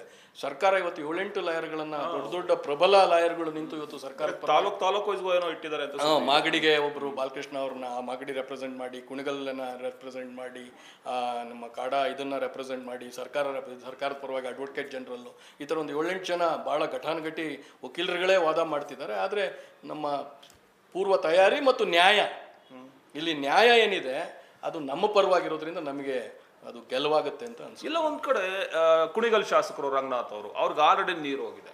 3 TMC ಏನು ಹೋಗ್ಬೇಕು ಅವ್ರಿಗೆ ನೀರು ಹೋಗ್ತಾ ಇದೆ. ವೈಡಾಲ್ ಮಾಡಿದ್ರೆ ಇನ್ನೂ ನೀಟಾಗೆ ಹೋಗುತ್ತೆ, ಅವ್ರ ಕೆರೆಗಳು ತುಂಬುತ್ತೆ. ಆದ್ರೂ ಕೂಡ ಲಾಯರ್ಗಳನ್ನ ನಾನು ಫೇಸ್ಬುಕ್ಕಲ್ಲಿ ನೋಡ್ತಾ ಇದ್ದೆ, ಅವ್ರ ಸೋಷಿಯಲ್ ಮೀಡಿಯಾಗಳಲ್ಲಿ ಅವರೇ ಖುದ್ದು ನಿಂತು 4-5 ಜನ ಲಾಯರ್ಗಳನ್ನ ಮಾತಾಡಿಸಿ ಅವರೇ ಮುಂಚೂಣಿಯಲ್ಲಿ ನಿಂತು ಬೇರೆ ತಾಲೂಕುಗಳಿಗೆ ತಗೊಂಡು ಹೋಗ್ತಾ ಇದ್ದಾರೆ ಅಂತ ಅನ್ನಿಸ್ತಾ ಇದೆಯಾ ಅಂತ. ನೋಡಿ, ಇದರಲ್ಲಿ ಬಹಳ ಸ್ಪಷ್ಟವಾಗಿ ಒಂದು ಎದ್ದು ಕಾಣುತ್ತೆ. ಕುಣಿಗಲ್ಲಿನ ಕೆರೆ ಯಾವತ್ತು ಒಣಗಿದ್ ನೋಡಿದಿರಿ ನೀವು? ಅಲ್ವಾ? ಒಂದು ಕುಣಿಗಲ್ಗೆ ಅನ್ಯಾಯ ಆಗಿದೆ ಅನ್ನೋದಕ್ಕೆ ಕುಣಿಗಲ್ ಕೆರೆ ನೀವು ಇಲ್ಲಿಂದನೇ ಹೋಗೋದು. ನೀರು ಇಲ್ದಲೇ ದಿನಾನೇ ನಾವು ನೋಡೇ ಇಲ್ಲ. ಕುಣಿಗಲ್ಲು ದೊಡ್ಡ ಕೆರೆ, ಬಹಳ ದೊಡ್ಡ ಕೆರೆ, ಜಿಲ್ಲೆಯಲ್ಲೇ ದೊಡ್ಡ ಕೆರೆ, ಒಣಗಿಲ್ಲ. ಅವ್ರಿಗೆ ಮಾರ್ಕೋನಹಳ್ಳಿ ಇದೆ. ಮಾರ್ಕೋನಹಳ್ಳಿ ನೀವು ಮಲ್ಲಗಟ್ಟೆ ಕೆರೆ ಮೂಲಕ ಏನು ಸಿಂಶಾ ವ್ಯಾಲಿ ನೀರು ಎಲ್ಲ ಎಲ್ಲೆಲ್ಲ ಹೋಗುತ್ತೆ ಅದೆಲ್ಲ ಸೀದಾ ಮಾರ್ಕನಹಳ್ಳಿಗೆ ಹೋಗುತ್ತೆ. ಮಾರ್ಕನಹಳ್ಳಿಲಿ ಅವ್ರಿಗೆ ಒಂದು 3ರಿಂದ 4 TMC ನೀರು ಸ್ಟಾಕ್ ಆಗುತ್ತೆ. ಅದಕ್ಕೆ ಸಬಾರ್ಡಿನೇಟ್ ಆಗಿ ಒಂದು ಮಂಗಳಾ ಜಲಾಶಯ ಮಾಡಲಾಗಿದೆ. ಮಂಗಳಾ ಜಲಾಶಯದ ಈ ಮಾರ್ಕನಹಳ್ಳಿ ಬ್ಯಾಕ್ ವಾಟರಿಂದ ಮಂಗಳಾ ಜಲಾಶಯ ಲೋಡ್ ಮಾಡ್ತಿದ್ದಾರೆ. ಅಂದರೆ ಮಾರ್ಕನಹಳ್ಳಿಲಿ ಏನು ನೀರು ಎಕ್ಸಸ್ ಬರುತ್ತೆ ಅದೆಲ್ಲ ಮಂಗಳಾ ಜಲಾಶಯಕ್ಕೆ ಹೋಗುತ್ತೆ. ಅವ್ರಿಗೆ ನೀರಿನ ಸಮಸ್ಯೆನೇ ಇಲ್ಲ. ಆಮೇಲೆ ನಾವು ಏನು 3 ವರ್ಷದ ವೈಡ್ನಿಂಗ್ ಆದಮೇಲೆ, ಆಧುನೀಕರಣ ಆದಮೇಲೆ 3 ವರ್ಷದ ನೀವು ಅಂಕಿಅಂಶಗಳನ್ನು, ಇಲಾಖೆ ಅಂಶಗಳು, ನಾವೇನು ಪ್ರಿಸ್ಯೂಮ್ ಮಾಡಿ ಹೇಳ್ತಿಲ್ಲ, ಇಲಾಖೆ ಅದನ್ನು ಕೋರ್ಟ್ಗೂ ಕೊಡಲಾಗಿದೆ. ಅಂಕಿಅಂಶಗಳೇನಿದೆ ಹೇಳ್ತವೆ ಭಾಳ ಸ್ಪಷ್ಟವಾಗಿ. ಅವ್ರಿಗೆ ಏನು ನೀರು ಹೋಗ್ಬೇಕು, ನೀರಿನ ಅವ್ರಿಗೆ ಸಮಸ್ಯೆನೇ ಇಲ್ಲ ಕುಣಿಗಲ್ಗೆ. ಇಲ್ಲಿ ನಾನು ಹೇಳ್ತಿರೋದು ಕುಣಿಗಲ್ಲಿನ ಜನತೆಯು ಎಚ್ಚರಿಕೊಳ್ಬೇಕಾಗಿದೆ. ಕುಣಿಗಲ್ಲ ಜನತೆಯೂ ಎಚ್ಚರಿಕೊಳ್ಬೇಕು. ಇನ್ನು ಮುಂದೆ ಮಾಗಡಿ ಹೆಸರಿನೊಳಗೆ ಶ್ರೀರಂಗಂ ಏತ ನೀರಾವರಿ ಮೂಲಕ ನಿಮಗೆ ರಾಮನಗರ ಏನೀಗ ಬೆಂಗಳೂರು ದಕ್ಷಿಣ ಅಂತ ಹೇಳಿ ಹೆಸರು ಬದಲಾವಣೆ ಮಾಡಿ ಬಿಡದಿ ಮತ್ತು ಸುತ್ತಮುತ್ತಲಿನ 1000 ಎಕರೆ ಜಮೀನನ್ನು ವಶಪಡಿಸ್ಕೊಂಡು ಅಕ್ವೈರ್ ಮಾಡಿಕೊಂಡು ಅಲ್ಲೊಂದು ಸೆಟಲೈಟ್ ಟೌನ್ನ ಏನು ಮಾಡಬೇಕು ಅಂತ ಹೊರಟಿದ್ದಾರೆ. AI ಸಿಟಿ ಮಾಡ್ತೀವಿ, ಆರ್ಟಿಫಿಷಿಯಲ್ ಇಂಟೆಲಿಜೆನ್ಸಿನ ಸಿಟಿ ಮಾಡ್ತೀವಿ ಅಂತ ಹೊರಟಿದ್ದಾರೆ. ಅವ್ರಿಗೆ ನೀರು ಬೇಕು. ಇದ್ರಲ್ಲಿ ಬಹಳ ಗಂಭೀರವಾದ ವಿಷಯ ಇದೆ. ಈಗ ಒಂದು ವಾರದ ಪತ್ರಿಕೆಗಳನ್ನು ನೋಡಿದ್ರೆ ಬೆಂಗಳೂರಿನ ಜಲಮಂಡಳಿಯ ಅಧ್ಯಕ್ಷೆ ಡಾಕ್ಟರ್ ಮಂಜುಳಾರವರು ತಮ್ಮ ಇಂಜಿನಿಯರ್ಗಳಿಗೆ ಒಂದು ಕರೆ ಕೊಟ್ಟಿದ್ದಾರೆ. ಬೆಂಗಳೂರಿಗೆ ಈಗಿರೋ ನೀರು 2030 ಸಾಕಾಗೋದಿಲ್ಲ, ಹಾಗಾಗಿ ನಮ್ಗೆ ಎಕ್ಸಸ್ ವಾಟರ್ ಬೇಕಾಗ್ತದೆ, ಅದರಿಂದ ನೀವು ಕಬಿನಿ ಮತ್ತು ಹೇಮಾವತಿ ಡ್ಯಾಮ್ನಿಂದ ನೀರು ತೆಗೆದುಕೊಳ್ಳಕ್ಕೆ ಯೋಜನೆಯನ್ನು ರೂಪಿಸಿ ತಯಾರು ಮಾಡಿ ಅಂತಕ್ಕಂಥ ಇನ್ಸ್ಟ್ರಕ್ಷನ್ಸ್ ಕೊಟ್ಟಿದ್ದಾರೆ. ಒಂದು ಈಗಿರೋ ಬೆಂಗಳೂರಿಗೆ KRS ಇಂದ 2030 40 TMC ನೀರಿನ ಡಿಮ್ಯಾಂಡ್ ಇದೆ. ಇನ್ನು 3 ವರ್ಷ ಕಳೆದ್ರೆ 40 TMC ನೀರು ಬೇಕು. KRS storage ಕೆಪಾಸಿಟಿನೇ 40. ಅದೀಗಾಲೇ ಹೂಳು ತುಂಬಿಕೊಂಡಿದೆ. ಡ್ಯಾಮ್ಗಳೇನು ಶಾಶ್ವತವಾಗಿರೋದಿಲ್ಲ. ಒಂದು 70 ವರ್ಷದೊಳಗೆ ಈಗ ತುಂಗಭದ್ರಾ ರಿಕ್ವೈರ್ಡ್ ಸ್ಟೋರ್ ಆಗಲ್ಲ, ಹೂಳು ತುಂಬ್ಕೊಂಡ್ಬಿಡುತ್ತೆ. ಹಾಗಾಗಿ KRS ಅಷ್ಟು ನೀರು ಬೆಂಗಳೂರಿಗೆ ಬಿಟ್ಟರು ಆಮೇಲೆ ಬೆಂಗಳೂರಿಗೆ ಬಿಡಕ್ಕಾಗಲ್ಲ, ಯಾಕಂದ್ರೆ ಮಂಡ್ಯ ಅದ್ರ ಮೇಲೆ ನಿರ್ಭರ ಆಗ್ಬಿಟ್ಟಿದೆ. ಅವ್ರ ಜನ ಸುಮ್ಮನಿರೋದಿಲ್ಲ. ಹಾಗಾಗಿ ಒನ್ಲಿ ಆಲ್ಟರ್ನೇಟಿವ್ ಈಸ್ ಅವ್ರಿಗೆ ಹೇಮಾವತಿ. ನಿಮಗೆ ಈ ತಮಿಳ್ನಾಡಿನ ನೀರು ಬಿಡಬೇಕು ಅಂದ್ರೆ ಯಾರ್ದು ಬಿಡ್ತಾರೆ? ನಮ್ಮ ನೀರೇ ಬಿಡ್ತಾರೆ. ಕಾವೇರಿ ವಾಟರ್ ಡಿಸ್ಚಾರ್ಜ್ ಮಾಡಲ್ಲ, ನಮ್ಮ ನೀರನ್ನೇ ಬಿಟ್ಕೊಂಡು ಈಚೆ ಬಿಡ್ತಾರೆ. ಹಾಗಾಗಿ ಈಗ ಏನಾದ್ರು ನಾವು ಸುಮ್ಮನೆ ಕೂತ್ರೆ ಇದು ಕುಣಿಗಲ್ನವ್ರಿಗೂ ಅನ್ಯಾಯ ಆಗ್ತದೆ. ಕುಣಿಗಲ್ನವ್ರಿಗೂ ಅದು ಹೊಸ ಸೆಟಲೈಟ್ ಸಿಟಿ ಏನು ಮಾಡಕ್ಕೆ ಹೊರಟಿದ್ದಾರೆ, ಅಲ್ಲಿಗೆ ಹೋಗ್ತದೆ. ಹೊಸ ಒಂದು ನಗರ ಕಟ್ಟೋದಕ್ಕೆ ಈ ಹೇಮಾವತಿ ನೀರನ್ನ ತೆಗೆದುಕೊಂಡು ಹೋಗುವ ಎಲ್ಲ ಇದಿದೆ. ಅದರಲ್ಲೂ ಅವರು AI ಸಿಟಿ ಬಗ್ಗೆ ಮಾತಾಡ್ತಾರೆ.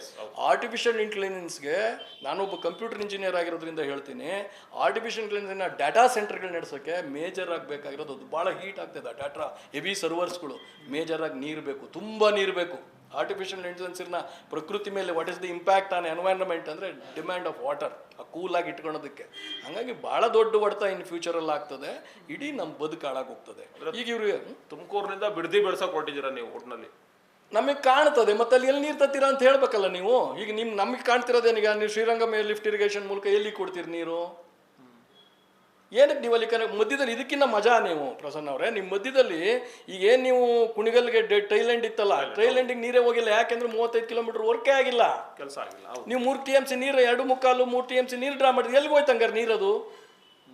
ಇವಕ್ಕೆಲ್ಲ ಉತ್ತರ ಹೇಳ್ಬೇಕಲ್ಲ. ನೀವು ಟೈಲ್ಯಾಂಡಿಗೆ ನೀರೇ ಹೋಗಿಲ್ಲ, ನೀರು ಬರ್ತಾ ಇಲ್ಲ ಅಂತ ಹೆಂಗೆ ಹೇಳ್ತೀರಿ ನೀವು? ಹಂಗೆ ಭಾಳ ದೊಡ್ಡ ಹೊಡೆತ ತುಮಕೂರ್ಗೆ ಆಗ್ತದೆ. ನೀವು ತುಮಕೂರ್ಗೆ ಏನಾಗ್ತದೆ, ನಿಮ್ದು ತುಮಕೂರು ನೋಡಿ, ಬುಗುಡ್ನಳ್ಳಿ ನೀರು ಬಿಡ್ಬೇಕಾದ್ರೆ ಏನು ಮಾಡ್ತಾರೆ, ಎಲ್ಲ ತೂಬುಗಳು ಮುಚ್ಕೊಂಡು ಕರ್ಕೊಂಡು ತಗೊಂಡು ಹೋಗ್ತಾರೆ. ಯಾಕೆಂದ್ರೆ ಬುಗುಡ್ನಳ್ಳಿ ನಮ್ಮ ಕೆನಾಲ್ಗಿಂತ ಎತ್ತರದಲ್ಲಿದೆ. ಹಂಗಾಗಿ ಫುಲ್ ಲೋಡ್ ತಗೊಂಡು ಹೋದ್ರೆ, ನೀವಿಲ್ಲಿ ಎಕ್ಸ್ಪ್ರೆಸ್ ಕೆನಾಲಲ್ಲಿ ಹೋಗ್ಬಿಟ್ರೆ ಬುಗುಡ್ನಳ್ಳಿ ನೀರೇ ಹೋಗಲ್ಲ. ತುಮಕೂರು ನಗರದ ಜನತೆ ಕತೆ ಏನು? ತುಮಕೂರು ನಗರದ ಜನತೆ ಎಚ್ಚೆತ್ಕೋಬೇಕೀಗ. ಭಾಳ ದೊಡ್ಡ ಬದುಕಿದೆ ಅಲ್ಲಿ, ಇಂಡಸ್ಟ್ರಿಯಲ್ ಏರಿಯಾಗಳಿದ್ದಾವೆ ಸುತ್ತ. ನೀರು ಎಲ್ಲಿಗೆ ಹೋಗಿ, ನೀರು ಇನ್ನೂ ದೊಡ್ಡ ಸಮಸ್ಯೆ ಎದುರಾಗ್ತದೆ. ಹಿಂದೆ ಇದ್ದಂತಹ ಹೋರಾಟಗಾರರು ಯಾಕೋ ಇತ್ತೀಚೆಗೆ ಸ್ವಲ್ಪ ಇಂಜರ್ಗೆ ನಾನು ಬೇಡಪ್ಪ, ನಮ್ಮ ಕೆರೆಗಳು ತುಂಬಿಸಿದ್ರೆ ಸಾಕು, ನಾನೇನು ಬರಲ್ಲ ಅನ್ನೋ ಒಂದು ಮಾತುಗಳನ್ನ ಹೇಳ್ತಿದ್ದಾರೆ ಅಂತ ಅಲ್ಲಲ್ಲೇ ಸುದ್ದಿಗಳು ಕಾಣ್ತಾ ಇರುವಂಥದ್ದು. ಯಾಕೆ ಹಿಂಗಾಯ್ತು? ನಿಮ್ಮಲ್ಲೇ ಹೊಡೆದೋಗ್ತಾ ಇದೆ ಏನಾದ್ರು? ಸಂಘಟನೆಗಳೇನು ಹೊಡೆದೋಗ್ತಾ ಇಲ್ಲ, ನಾವಿನ್ನು ಯಾವುದು ಬೀದಿಗಿಳಿದು ಹೋರಾಟವನ್ನೇ ರೂಪಿಸಿಲ್ಲ. ಹೋರಾಟಕ್ಕೆ ಬಂದಿಲ್ಲ, ಅವತ್ತೆಲ್ಲ ಬರ್ತಾರೆ. ಅಲ್ಲ, ಹೇಳಿಕೆಗಳು ಹಂಗೆ ಬರ್ತಿದಾವೆ. ಹೇಳಿಕೆಗಳು ಬಂದಾಗ ಜನರು ಸೋಷಿಯಲ್ ಮೀಡಿಯಾಗಳಲ್ಲಿ ಬೇರೆ ಬೇರೆ ಬಾಯಿಗಳಲ್ಲಿ ಕೇಳಿದ್ದೀನಿ. ನಮ್ಗೇನದು ಅವರು ನೇರವಾಗಿ ನಾನು ಹೋರಾಟಕ್ಕೆ ಬರಲ್ಲ ಅಂತ ಯಾರು ಹೇಳಿಲ್ಲಲ್ಲ. ಇದು ಸೋಷಿಯಲ್ ಮೀಡಿಯಾ ಯುಗ. ಇದರಲ್ಲಿ ಸೋಷಿಯಲ್ ಮೀಡಿಯಾದಲ್ಲಿ ಬಂದಿದ್ದನ್ನೆಲ್ಲ ಅವ್ರ ಅಭಿಪ್ರಾಯ ಅಂತ ನಾವು ಅಂದ್ಕೊಳಕ್ಕಾಗಲ್ಲ. ಯಾರ್ಯಾರು ಆಗ್ತಾರೆ ಗೊತ್ತಿಲ್ಲ. ಹೋರಾಟಕ್ಕೆ ಹೋದಾಗ ಅವರು ಜನರ ಮುಂದೆ ತೆರೆ ಮೇಲೆ ಬರಲೇಬೇಕಲ್ಲ ಪಿಕ್ಚರು. ಇದೆಲ್ಲ ಟ್ರೈಲರ್ ಥರ ಇವೆಲ್ಲ ಬಂದಿದ್ದನ್ನೆಲ್ಲ ನಾವು ನಂದ್ಕೊಂಡು ಪಿಕ್ಚರ್ ಹಿಂಗಿದೆ ಅಂತ ಹೇಳೋಕ್ಕಲ್ಲ, ಪೂರ್ಣ ಪಿಕ್ಚರ್ ನೋಡಬೇಕು. ಹೋರಾಟಕ್ಕೆ ಬೀದಿಗಿಳಿದಾಗ ಎಲ್ಲರೂ ಬಂದು ನಿಂತ್ಕೋಬೇಕಾಗ್ತದೆ. ಅವತ್ತವ್ರು ಅದರದ್ದೇನಾರು ಆಸಕ್ತಿ ಜನರ ಮುಂದೆ ಅವ್ರು ಬೆತ್ತಲಾಗ್ತಾರೆ. ನನಗೆ ಸೋಮಣ್ಣವ್ರ ಬಗ್ಗೆ ಹೇಳೋದು, ಸೋಮಣ್ಣವರು ಗುಬ್ಬಿಗೆ ಬಂದಾಗ ಅಥವಾ ಈ ಜಿಲ್ಲೆಗೆ ಬಂದಾಗ ಹೇಳಿದ್ದು, ನಾನು ಯಾವುದೇ ಕಾರಣಕ್ಕೂ ಲಿಂಕ್ ಕೆನಾಲ್ ಹೋರಾಟಕ್ಕೆ ಇಲ್ಲೇ ಮಲ್ಕೊಂಡ್ಬಿಡ್ತೀನಿ, ನಾನು ಯಾವುದೇ ಕಾರಣಕ್ಕೂ ನಾನು ನೀರು ಬಿಡಲ್ಲ ಅಂತ ಹೇಳಿದಂಥ ಸೋಮಣ್ಣವರು ಯಾಕೋ ಮಾತೇ ಆಡಲ್ಲ. ಯಾವಾಗಲೂ ಒಂದ್ಸರಿ ಮಾತಾಡೋದು ಬಿಟ್ರೆ ಮತ್ತೆ ಮಾತಾಡ್ತಾ ಇಲ್ಲ ಅಂತ. ಸೋಮಣ್ಣವರು, ನಾನು ನಿಮ್ಮ ವಾಹಿನಿ ಮೂಲಕ ಹೇಳಲಿಕ್ಕೆ ಬಯಸ್ತೇನೆ, ಅವರು ಕೇವಲ ರೈಲ್ವೆ ಮಂತ್ರಿ ಅಲ್ಲ. ರೈಲ್ವೆ ಮಂತ್ರಿಯಾಗಿ ಒಂದಷ್ಟು ಕೆಲಸ ಮಾಡ್ತಿದ್ದೀರಿ, ಬಟ್ ಜಲಶಕ್ತಿ ಸಚಿವರು ಈಗ ಭಾರತ ಸರ್ಕಾರ, ಅವ್ರ ಮಾತುಗಳಲ್ಲಿ ಹೇಳೋದಾದ್ರೆ ಅವರು ಭಾರತ ಸರ್ಕಾರದ ಮಂತ್ರಿ. ಭಾರತ ಸರ್ಕಾರ ಅಂದ್ರೆ ಇಡೀ ಭಾರತ, ಅದರಲ್ಲಿ ತುಮಕೂರು ಅವರು ಪ್ರತಿನಿಧಿಸುವ ತುಮಕೂರು ಸೇರಿದೆ. ಇಲ್ಲಿಯ ನೀರಾವರಿ ಸಮಸ್ಯೆ ಬಗ್ಗೆನೂ ಅವ್ರು ಮಾತಾಡಬೇಕಾಗ್ತದೆ. ದಯಮಾಡಿ ಮಾತಾಡ್ಬೇಕು. ನಾನು ಅವಾಗಲೇ ಹೇಳ್ದಂಗೆ ಯು ಆರ್ ರೆಪ್ರೆಸೆಂಟ್. ನೀವು ಭಾರತ ಸರ್ಕಾರ ಮಂತ್ರಿ ಆಗಿದ್ರೆ, ಇವತ್ತು ರೈಲ್ವೆ ಮಂತ್ರಿಯಾಗಿ ಏನಾರು ಕೆಲಸ ಮಾಡ್ತಿದ್ದೀನಿ ಅಂತ ನೀವು ಹೇಳ್ಕೊತಿರಲ್ಲ, ಅದು ಮಾಡೋಕ್ಕೆ ಸಾಧ್ಯ ಆಗಿದ್ದು ತುಮಕೂರು ಜನತೆಯ ಮತದಾನದ ಅವರ ಬೆಂಬಲದ ಮೂಲಕ. ಹಾಗಾಗಿ ಆ ಋಣ ತೀರ್ಸೋ ಕೆಲಸನ ಅವ್ರು ಮಾಡಬೇಕು. ಅಲ್ಲ, ಈಗ NDA ಅವರು ಕೂಡ ವಿರೋಧ ಇರೋದು, ಅವರು NDA ಗೆದ್ದಿರುವಂಥದ್ದು. ಕಾಂಗ್ರೆಸ್ ಶಾಸಕರ ಬಗ್ಗೆ ನಾವು ಮಾತಾಡೋಕ್ಕಾಗಲ್ಲ. ಅವ್ರದ್ದೊಂದು ಪಕ್ಷ ಇದೆ, ಅವ್ರಿಗೊಂದು ಬೈಂಡಿಂಗ್ ಇದೆ, ಮುಖ್ಯಮಂತ್ರಿ ಅವರೇ, ಉಪಮುಖ್ಯಮಂತ್ರಿ ಅವರೇ. BJP ಅವರು JDS ಅವ್ರು ಯಾಕೆ ಹಿಂದೇಟ್ ಹಾಕ್ಬೇಕು ಅಂತ ನಾನು ಹೇಳೋದು. ಹೋರಾಟ ಮಾಡ್ಬೇಕಲ್ಲ ಇಂಥ ಟೈಮಲ್ಲಿ. ವಿರೋಧ ಮುಂಚೂಣಿಯಲ್ಲಿ ನಿಂತಿರೋದೆಲ್ಲ ಆ ನಾಯಕರುಗಳೆಲ್ಲ ಯಾರು? ಈಗ ಸೋಮಣ್ಣವ್ರು ಯಾಕೆ ಬರ್ತಾ ಇಲ್ಲ ನಿಮ್ಮ ಪ್ರಕಾರ? ಸೋಮಣ್ಣವ್ರು BJP ಇಂದ ಗೆದ್ದಿರೋರು, NDA ಇಂದ ಗೆದ್ದಿರೋರು, ಯಾಕೆ ಅವ್ರು ನೀವು ತರ್ತಾ ಇಲ್ಲ ಮುಂದಕ್ಕೆ ಅಂತ? ಬರ್ಬೇಕು. ಯಾರನ್ನ ಯಾರು ತರ್ತಾರೆ? ನೀವು ಹೋರಾಟಗಾರರಾದವರು, ನೀವ್ ಯಾಕೆ ಅದನ್ನ ಫೋಕಸ್ ಮಾಡಲ್ಲ ಅವ್ರನ್ನ? ಫೋಕಸ್ ಮಾಡೋದು ಅಂದ್ರೆ ನಿಮ್ಮ ನಿಮ್ ಅರ್ಥದಲ್ಲಿ ಪ್ರಕಾರ ನೀವು ಅವ್ರ ಮುಂದೆ ತರಬೇಕಿತ್ತು, ಅವ್ರ ಮುಂದೆ ಬಂದಿದ್ರೆ ನೋಡಿ. ಇನ್ನೊಂದಷ್ಟು ಜನರನ್ನ ಅವ್ರು ತರುವಂತ ಕೆಲಸ ಆಗ್ತಾ ಇತ್ತು. ಈಗ JC ಮಾಧುಸ್ವಾಮಿ ಅವ್ರು ಬರ್ತಿರೋದ್ರೆ ಒಂದು ಶಕ್ತಿ. ಇವತ್ತು ಶಾಸಕ ಶ್ರೀನಿವಾಸ್ ಅವರು ಕೂಡ ಅದು ಹೇಳಿದ್ರು, JCM ಅವ್ರು ಏನಾದ್ರು ಹೋರಾಟ ಕೇಳಿದ್ರೆ ನಾನು ಸ್ವಾಗತಿಸ್ತೇನೆ ಅನ್ನೋ ಒಂದು ಮಾತನ್ನು ಹೇಳಿದ್ರು. ಅವ್ರ ಪಕ್ಷದಲ್ಲಿರೋರು ಆ ರೀತಿ ಮಾತಾಡ್ಬೋದು. ಸೋಮಣ್ಣ ಅವ್ರು ಯಾಕೆ ಬರಬಾರ್ದು ಇಂಥ ಮಾತುಗಳನ್ನ ಸೋಮಣ್ಣ ಅವ್ರು ಬರಬೇಕು. ನನ್ಗೆ ನೇರವಾಗಿ ನಿಮ್ಮ ಮೂಲಕ ಸೋಮಣ್ಣ ಅವ್ರಿಗೆ ಒಂದು ಪ್ರಶ್ನೆ ಕೇಳಲಿಕ್ಕೆ ಬಯಸ್ತೀನಿ ನಾನು. ನೀವು ಅದನ್ನ ಕೇಳಿದ್ರಿಂದ ಜನ ನಿಮ್ಗೆ ಓಟ್ ಹಾಕಿದ್ದಾರೆ, ಜನ ನಿಮಗೆ ಶಕ್ತಿ ತುಂಬಿದ್ದಾರೆ, ನಿಮಗೆ ಜವಾಬ್ದಾರಿ ಕೊಟ್ಟಿದ್ದಾರೆ. ಓಟ್ ಹಾಕೋದ್ರಲ್ಲಿ ಶಕ್ತಿ ಕೊಟ್ಟು ನೀವು ನಾನು ಜನಪ್ರತಿನಿಧಿ ನನಗೇನು ಭಾಳ ದೊಡ್ಡ ಅವ್ರ ಮೇಲೆ ನನಗೆ ಬೇಕಾದಂಗೆ ಓಡಾಡು ಅಂತಲ್ಲ. ಜನರ ಅಭಿಪ್ರಾಯಗಳ ಪ್ರಕಾರ ಜನರ ಒಳಿತಿಗಾಗಿ ಕೆಲಸ ಮಾಡೋದು ಅಷ್ಟೇ. It's A responsibility, it's not A power. ನೀವು ಮೂಡ ಹೋರಾಟಕ್ಕೆ ಹೋಗಿದ್ರಲ್ಲ ಸ್ವಾಮಿ, ಹೌದು, ಭಾರತ ಸರ್ಕಾರದ ಮಂತ್ರಿಯಾಗೇ ಹೋಗಿದ್ರಿ. ಅದು ನಾನು ಒಬ್ಬ ರೈತನಾಗಿ ನಿಮ್ಮ ಮೂಲಕ ಕೇಳ್ತೀನಿ, ನೀವು ಮೂಡ ಹೋರಾಟಕ್ಕೆ ಹೋಗಿದ್ರಲ್ಲ. ಹೌದು. ಇವು ನಿಮ್ಮ ಜನತೆಯ ಹೋರಾಟಕ್ಕೆ ಯಾಕೆ ಬರಬಾರ್ದು? ಸಿದ್ದರಾಮಯ್ಯನವ್ರ ವಿರುದ್ಧನೇ ಹೋರಾಟ ಮಾಡಕ್ ಕೊಟ್ಟಿದ್ರಿ ನೀವು. ಅದನ್ನೇ ನಾನು ಕೇಳ್ತೀನಿ, ಮೂಡ ಹೋರಾಟಕ್ಕೆ ನೀವು ಹೋಗಿದ್ರಿ, ಹಂಗಾಗಿ ನಾನು ಭಾರತ ಸರ್ಕಾರದ ಮಂತ್ರಿ, ನಾನು ಹೋರಾಟಕ್ಕೆ ಬರೋಕ್ಕಾಗಲ್ಲ, ನನ್ನ ಬೆಂಬಲ ಇದೆ ಅಂತ ಹೇಳೋಕ್ಕಾಗಲ್ಲ. ನೀವು ಬಂದು ನಮ್ಮ ಜೊತೆ ನಿಲ್ಲಬೇಕು, ನಿಮ್ಮ ಜವಾಬ್ದಾರಿ ಇದೆ. ಯಾರು ಬಂದು ನಿಮ್ಮನ್ನು ಕರೆಯೋ ಅವಶ್ಯಕತೆ ಇಲ್ಲ. ಯಾಕೆಂದರೆ ಜನ 5 ವರ್ಷ ನನ್ನ ಪರವಾಗಿ ಕೆಲಸ ಮಾಡು, ನನ್ನ ಧ್ವನಿಯಾಗಿರು, ನನ್ನ ಕಷ್ಟ ಸುಖಗಳನ್ನು ಪರಿಹರಿಸು ಅಂತ ಹೇಳಿ ನಿಮ್ಗೆ ಅಧಿಕಾರ ಕೊಟ್ಬಿಟ್ಟಾರೆ. It's your duty. ತಿರ್ಗಾ ನಾವ್ಯಾಕೆ ಬಂದು ನಿಮ್ಮ ಮನೆ ಹತ್ರ ಕರಿಬೇಕು? ಕೊನೆಯದಾಗಿ ಈಗ ಹೈಕೋರ್ಟ್ ಮೆಟ್ಟಿಲಂತೂ ಏರ್ಬಿಟ್ಟಿದ್ದೀರಾ. ಹೈಕೋರ್ಟ್ ಅಲ್ಲಿ ಫೇಲ್ ಆದ್ರೆ ಮುಂದೆ ಏನು? ಬೀದಿಗಿಳಿತೀರಾ, ಸುಪ್ರೀಂ ಕೋರ್ಟ್ಗೆ ಹೋಗ್ತೀರಾ, ಏನು? ನಮಗೆ ನ್ಯಾಯಾಲಯದ ಮೇಲೆ ಸಂಪೂರ್ಣವಾದ ನಂಬಿಕೆ ಇದೆ. ನಮ್ಮ ಏನು ಬೇಡಿಕೆ ಇದೆ, ನಮ್ಮ ಭಾಗದ ತುಮಕೂರು ಜಿಲ್ಲೆಯ ನಾವೆಲ್ಲ ಏನು ರೈತ ಬಾಂಧವರಿದ್ದೇವೆ, ಇಲ್ಲಿ ಬದುಕಿದೆ, ಈ ಬದುಕಿನ ಬೇಡಿಕೆ ಏನಿದೆ ನಮಗೆ ನ್ಯಾಯ ಅಂತ. ನಮ್ಮ ಬೇಡಿಕೆಯಲ್ಲಿ ಯಾವುದೇ ಅನ್ಯಾಯದ ಒಂದು ಕಲ್ಮಶವು ನಿಮಗೆ ಕಾಣೋದಿಲ್ಲ. ಉದಾಹರಣೆ ಹೇಳ್ತೀನಿ ಕೇಳಿ ನಿಮಗೆ.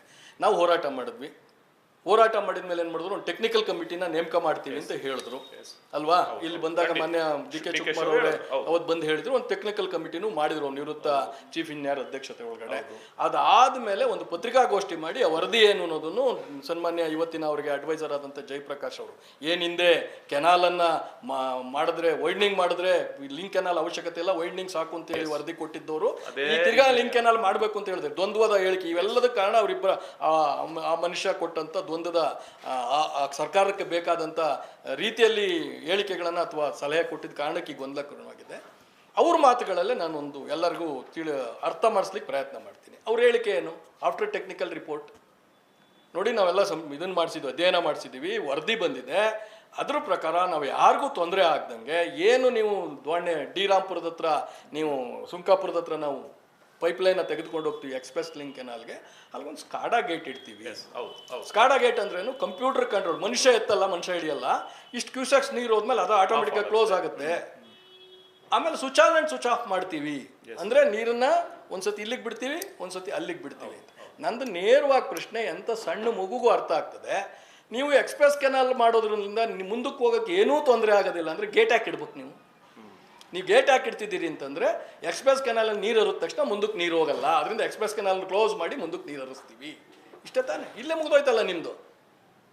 ತಾಂತ್ರಿಕವಾಗಿ ಗೊತ್ತಾಗ್ಬಿಡ್ತದಲ್ಲ, ಕೆನಾಲ್ ಮಾಡೋದ್ರಿಂದ ಮುಂದಕ್ಕೆ ನೀರು ಹರಿಯಲ್ಲ ಅಂತ ನೀವೇ ಹೇಳಿದಿರಿ. ಅದಕ್ಕೆ ಗೇಟ್ ಸೊಲ್ಯೂಷನ್ ಏನು? ಗೇಟ್ ಇಡ್ತೀವಿ ಅಂತ ಹೇಳಿದಿರಿ. ಸೊ ಇನ್ನು ಕೊನೆಯದಾಗಿ ಏನು ಹೇಳ್ತೀರಾ ಸರ್ ನಮ್ಮ ಜಿಲ್ಲೆಯ ರೈತರಿಗೆ ಅಥವಾ ಮುಖಂಡರಿಗೆ ಅಥವಾ ರಾಜಕೀಯ ವ್ಯಕ್ತಿಗಳಿಗೆ ಏನು ಹೇಳ್ತೀರಾ? ನೋಡಿ, ಎಲ್ಲರಿಗೂ ನಮ್ಮಮ್ಮ ಬದುಕು. ನಾನು ಒಂದು ಮಾತನ್ನು ಹೇಳಲಿಕ್ಕೆ ಸ್ಪಷ್ಟವಾಗಿ ಹೇಳಲಿಕ್ಕೆ ಬಯಸ್ತೇನೆ. ನೀವು ಯಾರು ಸಮಾಜಕ್ಕೋಸ್ಕರನೂ ಹೋರಾಟ ಮಾಡಬೇಡಿ. ನಿಮ್ಮ ಅಕ್ಕಪಕ್ಕದ ಮನೆಯವ್ರ ಬದುಕಿಗೋಸ್ಕರ ಹೋರಾಟ ಮಾಡಿ, ನಿಮ್ಮ ಬದುಕಿಗೆ ಹೋರಾಟ ಮಾಡಿ, ನಿಮ್ಮ ಮಕ್ಕಳ ಭವಿಷ್ಯಕ್ಕೋಸ್ಕರ ಹೋರಾಟ ಮಾಡಿ. ಯಾಕೆಂದರೆ ಯಾರೋ ಹಿರಿಯರು ನೀರನ್ನ ಉಳಿಸೋಗಿದ್ದಕ್ಕೆ, ಯಾರೋ ಹೇಮಾವತಿ ಕೆನಾಲ್ನ ಅವತ್ತೆಲ್ಲ ವೈ.ಕೆ. ರಾಮಯ್ಯನವರು, ಭೈರಪ್ಪಾಜಿ ಗೌಡರು, ದೊಡ್ಡ ದೊಡ್ಡ ಉಚ್ಚಮಾಸ್ತಿ ಗೌಡರು, ಸಾಗನಹಳ್ಳಿ ರೇವಣ್ಣವರು, ಹಿರಿಯರೆಲ್ಲ ಅವತ್ತು ಹೋರಾಟ ಮಾಡಿದ್ದಕ್ಕಿಂತ ಈ ಜಿಲ್ಲೆಗೆ ನೀರು ಬಂದಿದೆ.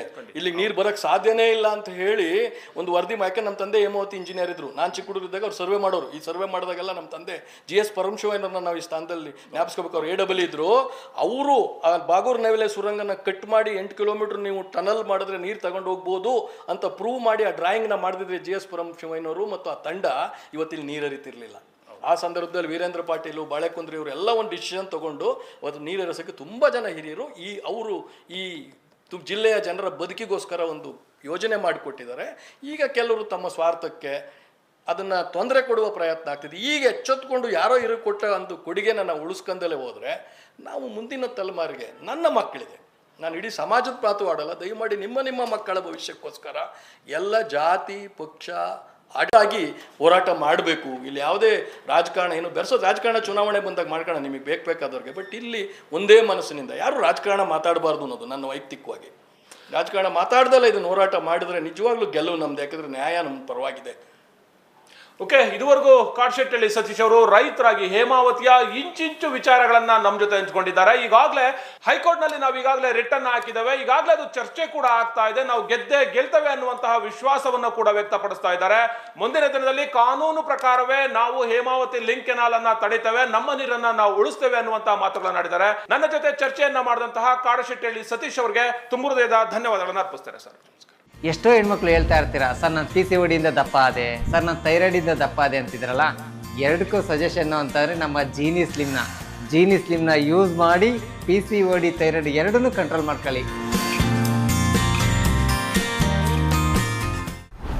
ಚಾಲುಕ್ಯ ನ್ಯೂಸ್, ಜನರಿಗೋಸ್ಕರ.